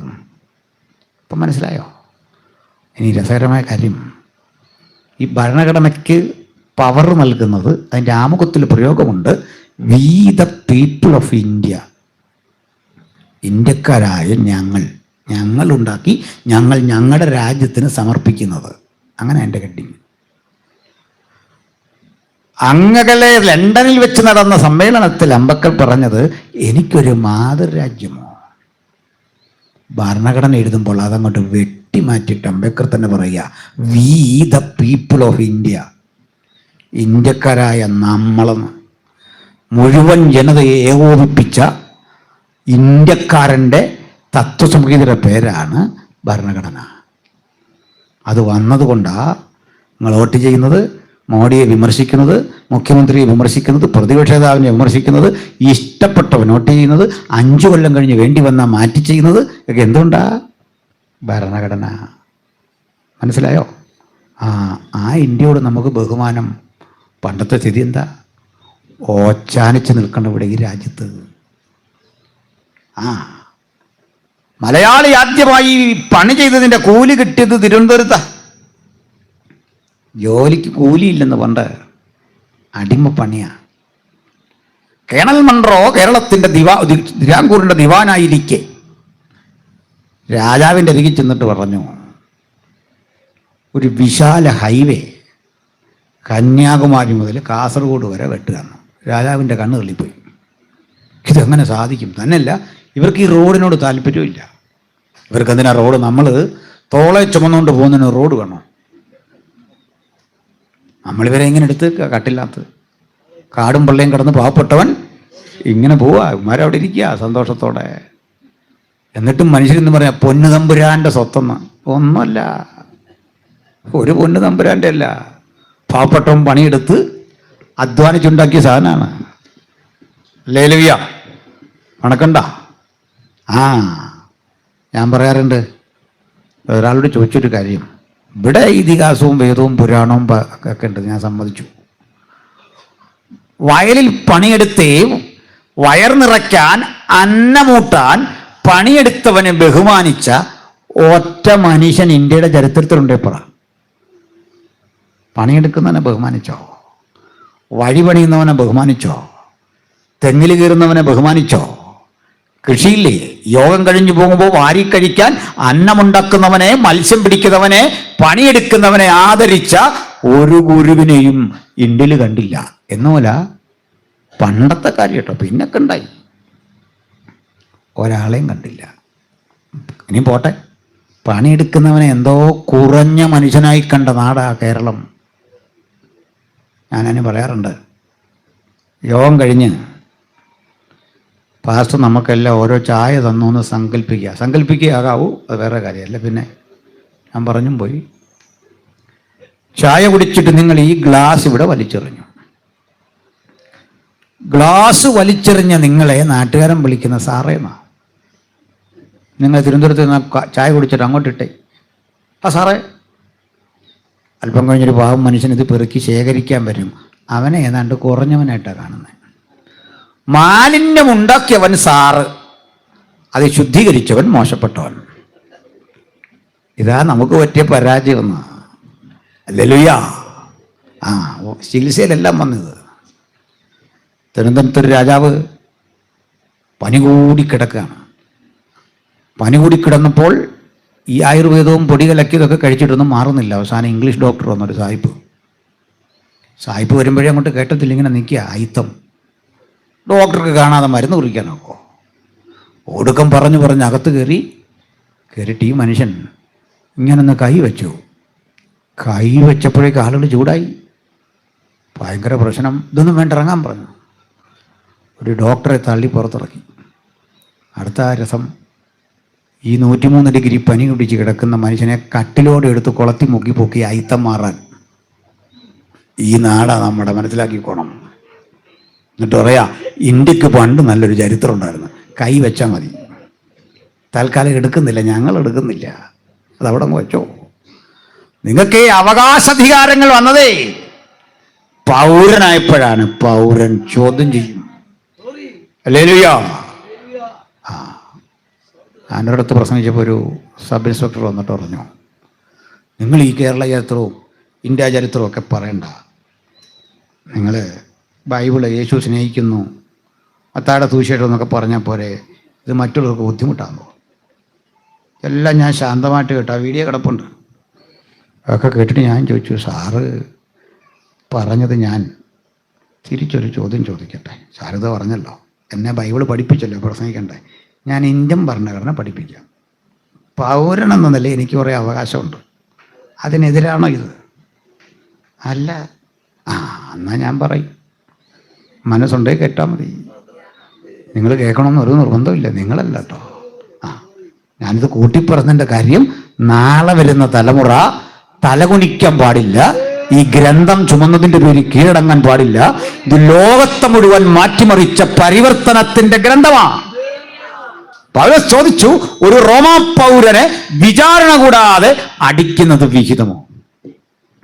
ഇത് കേട്ട് ഗവർണർ ഭയന്ന് പോയിട്ട് പറയുക, നീ റോമാ പൗരനെന്ന് ഞാൻ അറിഞ്ഞില്ല, ഞാനത് ഏറിയ ദ്രവ്യം കൊടുത്തു വാങ്ങി. പൗലോസ് പറയാ, ചേട്ടൻ പൈസ കൊടുത്താ വാങ്ങിയെങ്കിൽ ഞാനോ അങ്ങനെ തന്നെ ജനിച്ചിരിക്കുന്നു. അപ്പൻ്റെ കാലം മുതൽ നല്ല പൈതൃകമുള്ള ആളാ. ഹല്ലേലൂയ. അങ്ങനെ രൂപപ്പെട്ടു വന്ന, ശക്തിപ്പെട്ടു വന്ന എഫെസോസ് സഭ പാടി പ്രാർത്ഥിച്ച് ആരാധിച്ച് അങ്ങോട്ടിരിക്കുമ്പോൾ കാലമേറൊക്കെ പൗലോസിന്റെ കാലത്ത് തന്നെ മറ്റൊരു ദൈവദാസൻ അവിടെ എത്തി. ആ ചരിത്രത്തിലുള്ള അത് പറഞ്ഞ് നമുക്ക് ക്ലോസ് ചെയ്യാം. ആദ്യ സ്നേഹം എന്താണെന്ന് മനസ്സിലാവും.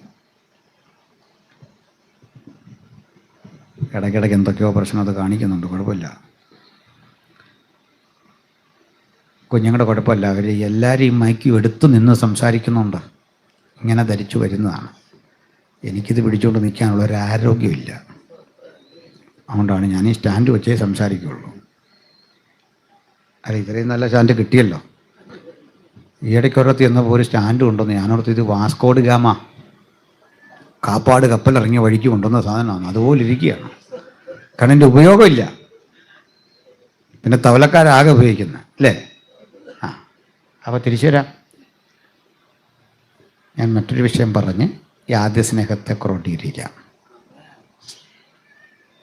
നമ്മൾ പ്രസംഗരും പാട്ടുകാരും ഒക്കെ വന്നിട്ട് പറയും ദൈവത്തിന് നന്ദി പറയാൻ, ഹല്ലേലൂയ പറയാനും സ്തോത്രം പറയാനും അല്ലേ. ഞാനങ്ങനെ പറയാറില്ല. പറയുന്ന കുറ്റമൊന്നുമല്ല. സ്തോത്രത്തിനും സ്തുതിക്കൊക്കെ ആഹ്വാനം ചെയ്യുന്നത് തെറ്റാണോ? തെറ്റല്ല. പിന്നെ എന്താ പ്രശ്നം വെച്ചാൽ, ഒരു വീട് മൊത്തം ജനലാണ് എങ്ങനെ ഇരിക്കും? വീടിന് മൊത്തം ജനൽ. അത് ജയിലല്ലേ, ജയിലിന് പോലും ആ ഫ്രണ്ട് മാത്രമേ ഉള്ളൂ കുറേ ജനാല, ഈ അഴി. ഇത് തുടക്കം മുതൽ അവസാനം വരെ യോഗത്തിന് വന്നു പോയി എന്നൊരു ഒറ്റ കുറ്റമേ നമ്മൾ ചെയ്തുള്ളൂ. ഇങ്ങനെ കൈ വെക്കണം, ഇങ്ങനെ കൈ വെക്കണം, കൈ അടിക്കണം, അടുത്തിരിക്കുന്നതിനെ നോക്കി കൈ കൊടുക്കണം. ഇവിടെ യോഗത്തിന് വന്നു എന്നൊരു തെറ്റേ നമ്മൾ ചെയ്തുള്ളൂ. ചെന്നുപോയി. അല്ലേലും ഇനി നമ്മൾ മര്യാദയുടെ ഭാഷയെ പറഞ്ഞാൽ കക്ഷികൾ പറയാ പോരാ. പോരാന്നെങ്ങനെ അറിയാം? ചേട്ടനിതെങ്ങനെ കണ്ടുപിടിച്ച പോരാന്ന്? നമ്മൾ ദൈവത്തെ സ്തുതിക്കുന്ന ശബ്ദത്തിൻ്റെ ആക്കം പോരെന്നോ, വൈബ്രേഷൻ പോരെന്നോ, എന്തോ പോരെന്നോ? ചിലർ കുറെ കൂടെ കാലാപരമായിട്ട് പറയും പെരുവെള്ളത്തിൻ്റെ ഇരച്ചിൽ. മനുഷ്യന് വല്ലതും പറ്റുമോ പെരുവെള്ളത്തിൻ്റെ ഇരച്ചിൽ? ഇതും നടക്കില്ല. ശരിക്കും പറയാൻ നന്ദി പറയുന്നത് ശബ്ദത്തിൻ്റെ കനത്തിലല്ല, ഹൃദയത്തിൻ്റെ വിശാലതയിലാണ് അതിൻ്റെ പവർ. അപ്പൊ ദൈവത്തിന് നന്ദി പറയണം. സത്യം. തിരിച്ചൊരു ചോദ്യം അങ്ങോട്ട് ചോദിക്കുന്നത്, അപ്പൊ ഇത് ക്രോഡീകരിക്കാം. ദൈവം നിങ്ങൾക്ക് നന്ദി പറഞ്ഞിട്ടുണ്ടോ എപ്പോഴെങ്കിലും? നന്ദി മോനെ എന്ന് പറഞ്ഞിട്ടുണ്ടോ? എന്തോ ഒരു അബദ്ധമാ. ദൈവം അതിന് നമ്മളോട് കടപ്പെട്ടിട്ടുണ്ടോ? നമ്മളെന്തെങ്കിലും അങ്ങോട്ട് കൊടുത്തു. നമ്മൾ ഈ കൊടുക്കുന്നതൊക്കെ ദൈവത്തിൻ്റെ തന്നെ മുതലാ. സ്തോത്ര കാഴ്ച ഇട്ടത് ദൈവം തന്നത് നമ്മൾ അങ്ങോട്ട് വെച്ചിട്ടാണ് ഇങ്ങനെ മസിൽ പിടിച്ചുവിട്ടിരിക്കുന്നതല്ല, നമ്മളുണ്ടാക്കിയല്ല. ആട്, കാള, മൃഗം ഇതിനെയൊക്കെ കൊണ്ട് ദൈവത്തിന് കൊടുക്കുമ്പോൾ ദൈവത്തിൻ്റെ തന്നെ മുതൽ ദൈവത്തിന് അങ്ങോട്ട് കൊടുക്കുക. അങ്ങനെ വലിയ ആളാകാനൊന്നും ഇല്ല നമ്മൾ. പക്ഷെ ദൈവം നന്ദി പറയും. ദൈവം നന്ദി പറഞ്ഞ ഒരു സന്ദർഭം പറഞ്ഞ് നമുക്ക് നിർത്താം. എപ്പോഴാണെന്നറിയണ്ടേ? ഒരു ദിവസം നമ്മുടെ കർത്താവായ യേശുക്രിസ്തു ജെറുസലേമിലേക്കൊരു കാട്ടുകഴുതക്കുട്ടിയുടെ പുറത്ത് വരിക. കാട്ടുകഴുതക്കുട്ടിയും അതിൻ്റെ അമ്മയെയും കഴുതയുടെ പുറത്ത് കയറി വരിക. വൻ ജനാവലി, 10,000കണക്കിന് മനുഷ്യർ. ഫ്ലക്സ് അടിച്ചില്ല, നോട്ടീസ് അടിച്ചില്ല, സോഷ്യൽ മീഡിയ ഇല്ല, മൈക്ക് സൈറ്റ് ഇല്ല. 10,000 അണിനിരക്കുകയാണ് യാത്രയിൽ. അപ്പോൾ ഒരാളെ പരിചയപ്പെട്ടു. കൂട്ടുകാരാ, താങ്കളിത് എവിടെ നിന്നാണ് വരുന്നത്? കാപർന്നഹൂമിൽ നിന്ന്. അത്ര അകലെന്നോ? എന്നെ അറിയില്ലല്ലേ? ഇല്ല. പറയാം. പണ്ട് ഈ ഗുരുനാഥൻ ഒരു വീടിൻ്റെ മേൽക്കൂര പൊളിച്ചു മാറ്റി ഒരു പക്ഷവാത രോഗി അതിനകത്തേക്ക് ഇറക്കിയത് കേട്ടിട്ടുണ്ടാ? സൗഖ്യം ഉണ്ട്. അത് ഞാനാ. കിട്ടിയ സൗഖ്യത്തിൻ്റെ സന്തോഷത്തോടെ ഗുരുവിൻ്റെ പടപ്പുറപ്പാടിലൊപ്പം ഒന്ന് കൂടാൻ വന്ന തൊട്ടടുത്തേക്ക് ആളെ ചൂണ്ടിക്കാണിച്ചു പറഞ്ഞു, ഈ ചേട്ടൻ്റെ വീടാ പൊളിച്ചേ, പുള്ളിയുണ്ട് കൂടെ. അപ്പുറത്തപ്പുറത്തൊക്കെ നിൽക്കുന്നത് കാണിച്ചിട്ട് പറഞ്ഞു, അന്ന് വന്ന് സൗഖ്യമായ നാനാവ്യാധിക്ക് അടിമപ്പെട്ടവരാ ഈ വരുന്നേ. മറ്റൊരാളെ കാണിച്ചിട്ട് പറഞ്ഞു, പിറവിക്കുരുടനാ, സൗഖ്യം കിട്ടിയിട്ട് വരിക. അങ്ങനെ വൻ ജനാവലി യെരൂശലേമിനെ കടിക്കുന്നപ്പോൾ ഹെരോദാവിന്റെ കൊട്ടാരം നടുങ്ങി. പീലാത്തോസ് അത്ഭുതപ്പെട്ടു. യഹൂദന്മാർ മുഴുവൻ കിടുങ്ങി. അവർക്ക് മനസ്സിലായി ഇവന്റെ പിന്നിൽ ആളുകൾ അണിനിരന്ന് കഴിഞ്ഞു. സംഗതിയൊക്കെ കൊള്ളാം. ഇതൊന്നും ഒരു പ്രശ്നമല്ല. കഷ്ടിച്ചേതാനും ദിവസങ്ങളോ നിമിഷങ്ങളോ അങ്ങോട്ട് കഴിഞ്ഞപ്പോൾ നമ്മുടെ കർത്താവിനെ ക്രൂശിക്കാൻ പീലാത്തോസ് ഉത്തരവിട്ടു. ക്രൂശും ചുമന്ന് നടന്നു പോകുന്ന യേശുവിൻ്റെ കൂടെ കാപർന്നഹൂമിലെ സൗഖ്യക്കാരൻ ഉണ്ടോ? വീട് പൊളിച്ചു മാറ്റി സൗഖ്യം കിട്ടിയ ആ കുടുംബനാഥനുണ്ടോ? യായിറോസ് ഉണ്ടോ? യായിറോസിന്റെ മകളുണ്ടോ? ബെഥാന്യയിലെ ലാസറുണ്ടോ? പിറവിക്കുരുടനുണ്ടോ? ബർത്തലോമായി ഉണ്ടോ? 10 കുഷ്ഠരോഗിയെ സുഖപ്പെടുത്തിയിട്ടുണ്ടല്ലോ, അവരുണ്ടോ? ആശ്വാസം കിട്ടിയ സക്കായി ഉണ്ടോ? ചുരുക്കി പറഞ്ഞാൽ പ്രകടനത്തിന്റെ ശബ്ദത്തിൽ ആരവാരങ്ങൾക്കൊപ്പം കൂടാൻ 10,000 കിട്ടും, ക്രൂശിന്റെ കൂടെ കൂടാൻ അധികം പേരെ കിട്ടില്ല. ഇന്ന് നിങ്ങളിൽ ചിലരെ ക്രൂശിന്റെ കൂടെ കൂട്ടാനാ ഞാനീ വന്നേ. പ്രകടനം നടക്കട്ടെ, പ്രോഗ്രാം നടക്കട്ടെ, സ്തുതിയും സ്തോത്രവും ഹല്ലേലൂയായി നടക്കട്ടെ. അവൻ കണ്ണീരൊടുക്കി തല്ലി വാങ്ങി കടന്നുപോയി നിണംപുരണ്ട മണ്ണിലൂടെ എനിക്കുമൊന്ന് പോണം എന്ന് ആഗ്രഹിക്കാൻ ചിലരെ ഒരുക്കിയെടുക്കുന്ന പ്രക്രിയ ഈ സുവിശേഷ യോഗം. ഇനി വരും കാലഘട്ടത്തിൽ ഇന്ത്യ കാത്തിരിക്കുന്നൊരു മിനിസ്ട്രി, ആ ത്യാഗസന്നദ്ധമായി ക്രൂശ് ചുമക്കാൻ കെൽപ്പുള്ളവരുടെ ഒരു ശുശ്രൂഷ. അതിന് ചിലർ ഇന്ന് സന്നദ്ധരാകണം. പറയാം സഹോദരങ്ങളെ, നമ്മൾ ഈ പടത്തിൽ കാണുന്ന പോലെ ഈ ടീ ആഗതിലെ കുരിശ് അപ്പാടെ തോളെ വെച്ചുകൊണ്ടുള്ള യാത്രയൊന്നുമില്ല. ആർക്കോ പറ്റിയൊരബദ്ധമാണ്. ഒന്നാമത് ഈ കുരിശ് തന്നെ ചതുരമല്ല, തടി ഇങ്ങനെ ആശാരി വന്ന് പണിത് വൃത്തിയാക്കൊന്നുമില്ല. ഉരുളൻ തടി മുറിച്ചെടുത്തുകൊണ്ട് വരിക. 2 ഭാഗമാണ്, ഒരു സ്റ്റെമ്മ്, ഒരു വിലങ്ങൻ തടി. സ്റ്റെമ്മിന് പറയും സിംപ്ലക്സ്, വിലങ്ങൻ തടിക്ക് പറയും പാറ്റീബുലം. ഒരു ഉരുണ്ട തടിയാ, ഇതെടുത്താ തോളിൽ വെക്കുന്നത്. ഇത് തന്നെ കൊണ്ടു നടക്കാൻ പാടാ. എന്നിട്ട് ഇത് രണ്ടും കയറ് കൂട്ടി കൈയോട് ചേർത്ത് കെട്ടും. ആണി അടിച്ചൊന്നും ബലപ്പെടുത്തുകയല്ല. അവിടെ ചെന്ന ഈ കയറഴിച്ച് വിലങ്ങൻ തടിയോട് ചേർത്ത് കെട്ടും. ആ തടി വേറെ ആളുകൾ നേരത്തെ എത്തിക്കണം. ഇതതിൻ്റെ രീതി. തലയിൽ മുൾക്കിരീടം, പുറത്തൊരങ്കി, അടിച്ചടിച്ച് പുറവും അകവും ഒരുപോലെ ഛിന്ന ഭിന്നമാക്കി രക്തമിറ്റിറ്റ് വീഴുന്ന ഒരു ശരീരം. ആ തോളിലേക്ക് ക്രൂശെടുത്ത് വച്ചപ്പോൾ സമയത്ത് അങ്ങ് എത്തത്തില്ല. ഉത്തരവ് നടപ്പിലാക്കേണ്ട ഉദ്യോഗസ്ഥന് വിഷമിച്ചിട്ടേ ഇതൊന്ന് ചുമക്കാൻ ആളിനെ കിട്ടുമോ നോക്കുക. എല്ലാവരും മാറിക്കളഞ്ഞു. കാരണം ഇവരുടെ നാട്ടിലെ അന്ധവിശ്വാസം, ക്രൂശിക്കപ്പെട്ടവൻ്റെ ഉത്തരവിട്ടാൽ ആ ക്രൂശിൽ നമ്മൾ തൊട്ടാൽ നമ്മുടെ കുടുംബത്തിന് ശാപം വരും. ഇത് ദണ്ഡന മരമാ, ശാപസ്തംഭം. നമ്മുടെ വീട്ടിൽ ഒരാൾ ഇതുപോലെ മരിക്കും, തൊട്ടവനൊക്കെ അനർത്ഥം. അതുകൊണ്ട് ആളുകൾ മാറിപ്പോയി. വയലിൽ നിന്ന് പണി കഴിഞ്ഞു വരുന്ന കുറേന്യക്കാരനായ ശിമോൻ എന്നൊരുത്തനെ കണ്ടു. താനിവിടെ വാ, ഇതെടുക്ക്. അവനെടുക്കേണ്ട കാര്യമില്ല, കാരണം അയാൾ വേറൊരുത്തൻ്റെ അടിമയാണ്. യജമാനെ, എനിക്കൊരു യജമാനനുണ്ട്, എനിക്ക് പോണം. വചനം പറയുന്നു, വളരെ അവനെ നിർബന്ധിച്ചു. 3 സുവിശേഷത്തിൽ പറയുന്നു. എടുക്കാം, എന്നാ എടുക്കാം. ക്രൂശിക്കാൻ നിർത്തിയ കുറേ പേരുണ്ട്. ഇവർക്കെല്ലാം ഒരു പ്രശ്നമുണ്ടേ. സമനില വിട്ടൊരനുഭവത്തിൽ ഇവർ ഉദ്യോഗസ്ഥരെ ചീത്ത പറയും. നമ്മൾ കണ്ടില്ല, പ്രതികളെയൊക്കെ അറസ്റ്റ് ചെയ്തുകൊണ്ടിരുമ്പോൾ പോലീസിനെ ആക്രമിക്കുന്നത്. സമനില തെറ്റി നിൽക്കുക. അവർ ഭരണകൂടത്തെ ചീത്ത പറയും, പുലഭ്യം പറയും, പലതും പറയാൻ നിൽക്കുക. ഈ കൂടെ ഒരു കൊടും കുറ്റവാളിയുടെ മരക്കുരിശ് തൻ്റെ തോളിലേക്ക് വെക്കാൻ പോകുന്നു എന്നുള്ള ചിന്തയോടെ ശിവൻ ഈ തല താഴ്ത്തിക്കൊടുത്ത് ഒന്ന് പതറി നോക്കിയപ്പോൾ അപ്പുറത്ത് മുൾക്കിരീടധാരിയായി തേജോമയനായ ദൈവപുത്രൻ ആരോടും പകയില്ലാതെ 1000 സൂര്യചന്ദ്രന്മാരെ വെല്ലുന്ന തേജസ്സോടെ പ്രഭയോടെ അവനെ നോക്കി പുഞ്ചിരിച്ചങ്ങനെ നിൽക്കുമ്പോൾ തൊട്ടരികിലൊരു ബോർഡും പിടിച്ചൊരുവൻ അങ്ങുകൊണ്ട് ആണി നിറയ്ക്കാനാ. നസ്രയനായ യേശു, യഹൂദന്മാരുടെ രാജാവ്. ഗുരു, നിന്റെ കുരിശാണ് ചുമക്കണ്ടേ, ഒരു പാപവും ചെയ്യാത്ത നിന്റെ കുരിശ് ഈ തോളിൽ വെച്ചോ.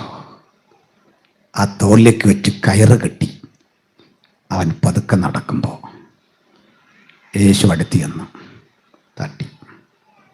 കൂട്ടുകാരാ, മതി, നീ ഇനി എടുക്കണ്ട, ഇങ്ങോട്ട് വെച്ചട്ടെ.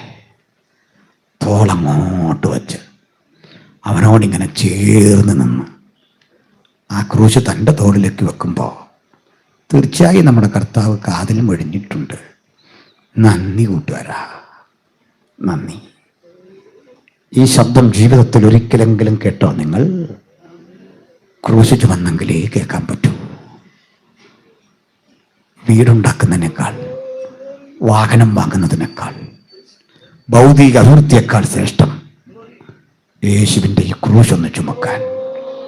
അതിന് ചെറുപ്പക്കാർ ഇന്ന് രാത്രി തയ്യാറെടുക്കണം. എനിക്ക് യേശുവിൻ്റെ ക്രൂശ് ചുമക്കണം, മറ്റൊന്നുമല്ല എൻ്റെ ആഗ്രഹം.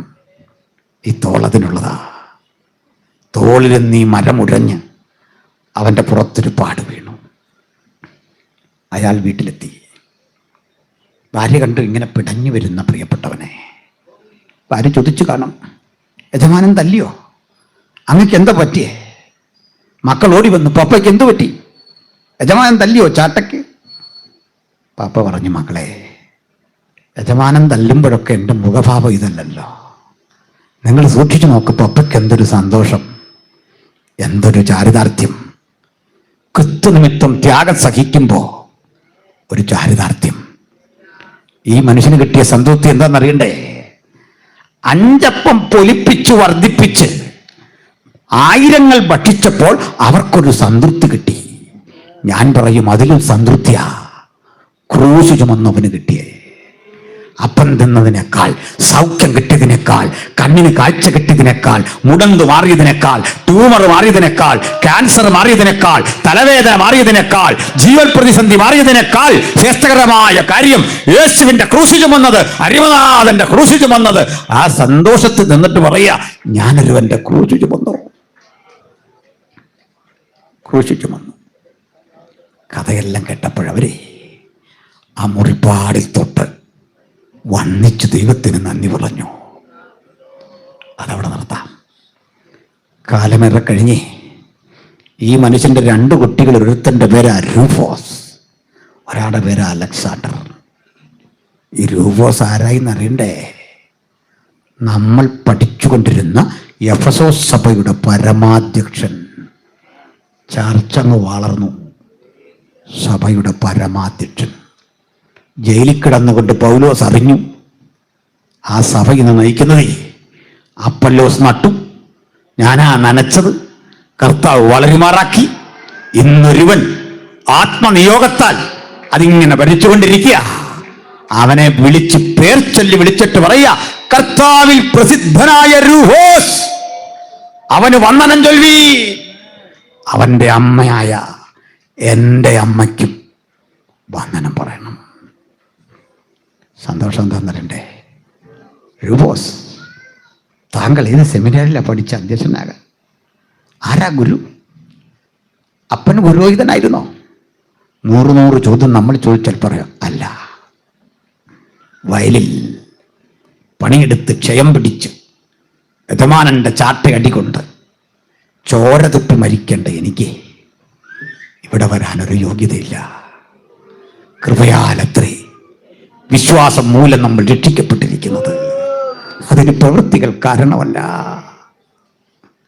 ഈ സ്നേഹത്തിന്റെ തീവ്രതയിൽ നിന്ന് സഭ കാലമേറെ കഴിഞ്ഞ് ആ ശുഷ്കാന്തി നഷ്ടപ്പെടുത്തി ചെറിയ കുറവുകൾ അവരിലേക്ക് വരുമ്പോൾ പരിശുദ്ധാത്മാവ് ദൂത് പറഞ്ഞു കൊടുക്കുക, മക്കളെ, ആദ്യ സ്നേഹം വിട്ടുപോയ കുറവ് അത് യേശു നിങ്ങളിൽ കാണുന്നു.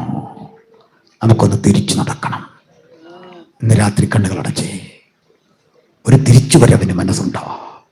രക്ഷിക്കപ്പെട്ട നാളിലെ സന്തോഷം, ഒറ്റയ്ക്ക് പോയി യേശുവിനെ സാക്ഷിച്ചതിലെ സന്തോഷം, പാതി വഴിക്ക് എവിടെയോ ദുഷ്ടൻ പിച്ചു ചിന്തി സന്തോഷത്തെ കെടുത്തിയ ഇന്ന് വിട്ടിരിക്കുന്നതെങ്കിൽ തിരിച്ചു പിടിക്കാൻ കിട്ടിയ ഈ സുവർണവസരത്തിൽ പറയണം, അതിനൊറ്റ വഴി, എനിക്ക് നിന്റെ ക്രൂശ് ചുമക്കണം. നിന്റെ ക്രൂശെടുത്ത് നിന്നെ അനുധാവനം ചെയ്യണം. ക്രൂശാണ് എൻ്റെ ശക്തി, ക്രൂശാണ് എൻ്റെ ചേതോ വികാരം. എനിക്ക് ക്രൂശ് ചുമക്കണം. മറ്റെന്തിലുപരി അങ്ങയെ സ്നേഹിക്കണം. ഈ ക്രൂശ് ചുമക്കാൻ ആത്മസമർപ്പണമുള്ള ചില പ്രിയപ്പെട്ടവരെ ഞാൻ സൂചിപ്പിച്ചു. 1600-ലധികം നമ്മുടെ സമചിത്തങ്ങൾ ജയിലറകളിൽ കിടക്കുമ്പോൾ നമുക്കിവിടെ കൊണ്ട് ഐക്യദാർഢ്യം പ്രഖ്യാപിച്ചുകൊണ്ട് പറയാം, നിങ്ങൾ ഒറ്റയ്ക്കല്ല. ക്രൂശ് ചുമക്കാൻ ഞങ്ങളും. ക്രൂശ് ചുമക്കാൻ ആരുണ്ട്? ലാഭേച്ഛ കൂടാതെ ക്രൂശ് ചുമക്കാൻ യേശുവിനൊപ്പം നിൽക്കാൻ, അകത്തും പുറത്തും ഏതെങ്കിലും അളവിൽ യേശുവിന്റെ പക്ഷം ചേർന്ന് നിൽക്കാൻ, ആ ക്രൂശോട് ചേർന്ന് നിൽക്കാൻ, യേശുവിനായി പാടാൻ, യേശുവിനായി പ്രസംഗിക്കാൻ, യേശുവിനായി സാക്ഷിക്കാൻ ആത്മസമർപ്പണം ചെയ്ത എത്ര പേരുന്ന രാത്രിയുണ്ട്. കരമുയർത്ത, നിങ്ങൾക്ക് വേണ്ടി പ്രാർത്ഥിക്കാൻ പോകുകയാണ്. ചില യൗവനക്കാർ കരമുയർത്തുന്നു, ചില സഹോദരങ്ങൾ കരമുയർത്തുന്നു, ചില സഹോദരിമാർ കരമുയർത്തുന്നു, കുഞ്ഞുങ്ങൾ കരമുയർത്തുന്നു. കരങ്ങളെ താഴ്ത്തിയിട. ദൂരത്ത് വചനം കേട്ടവർക്കിടയിൽ, വീടുകളിൽ നിന്ന് വചനം കേട്ടവർക്കിടയിൽ എനിക്കായി പ്രാർത്ഥിക്കണം. എനിക്ക് ക്രൂശിനെ ധ്യാനിക്കണം, ക്രൂശിക്കപ്പെട്ടവൻ്റെ ഒപ്പം സഞ്ചരിക്കണം. ഈ മനസ്സുള്ളവർ ഞങ്ങളോട് ചേർന്ന് പ്രാർത്ഥിക്കട്ടെ. പരിശുദ്ധ കർത്താവേ, ഞങ്ങൾ രാത്രി മുമ്പാകെ വരുന്നു. ആദ്യ സ്നേഹം വിട്ടുപോയ ജീവിത കുറവുകളെ ചികിത്സിച്ച് ജയമെടുത്ത് യേശുവിനെ അനുഗമിപ്പാൻ ഞങ്ങളെ തന്നെ തിരുക്കരങ്ങളിൽ തരുന്നു. യേശുവിൻ്റെ രക്ഷകർത്തൃത്വം അംഗീകരിച്ച് ഒരാളെങ്കിലും അകത്ത് പുറത്ത് ഉണ്ടെങ്കിൽ നീ തൊട്ട് സൗഖ്യമാക്കി മടക്കി വരുത്തണം. നീ അനുഗ്രഹിച്ച് ആശീർവദിക്കണം. അങ്ങ് പ്രാർത്ഥന കേട്ടോണ്ട് സ്തോത്രം. യേശു ക്രിസ്തുവിൻ വലിയൊരു നാമത്തിൽ തന്നെ ആമേൻ. എല്ലാവർക്കും വന്ദനം. ഈ വചനങ്ങളാൽ കർത്താവ് നമ്മൾ അനുഗ്രഹിക്കും.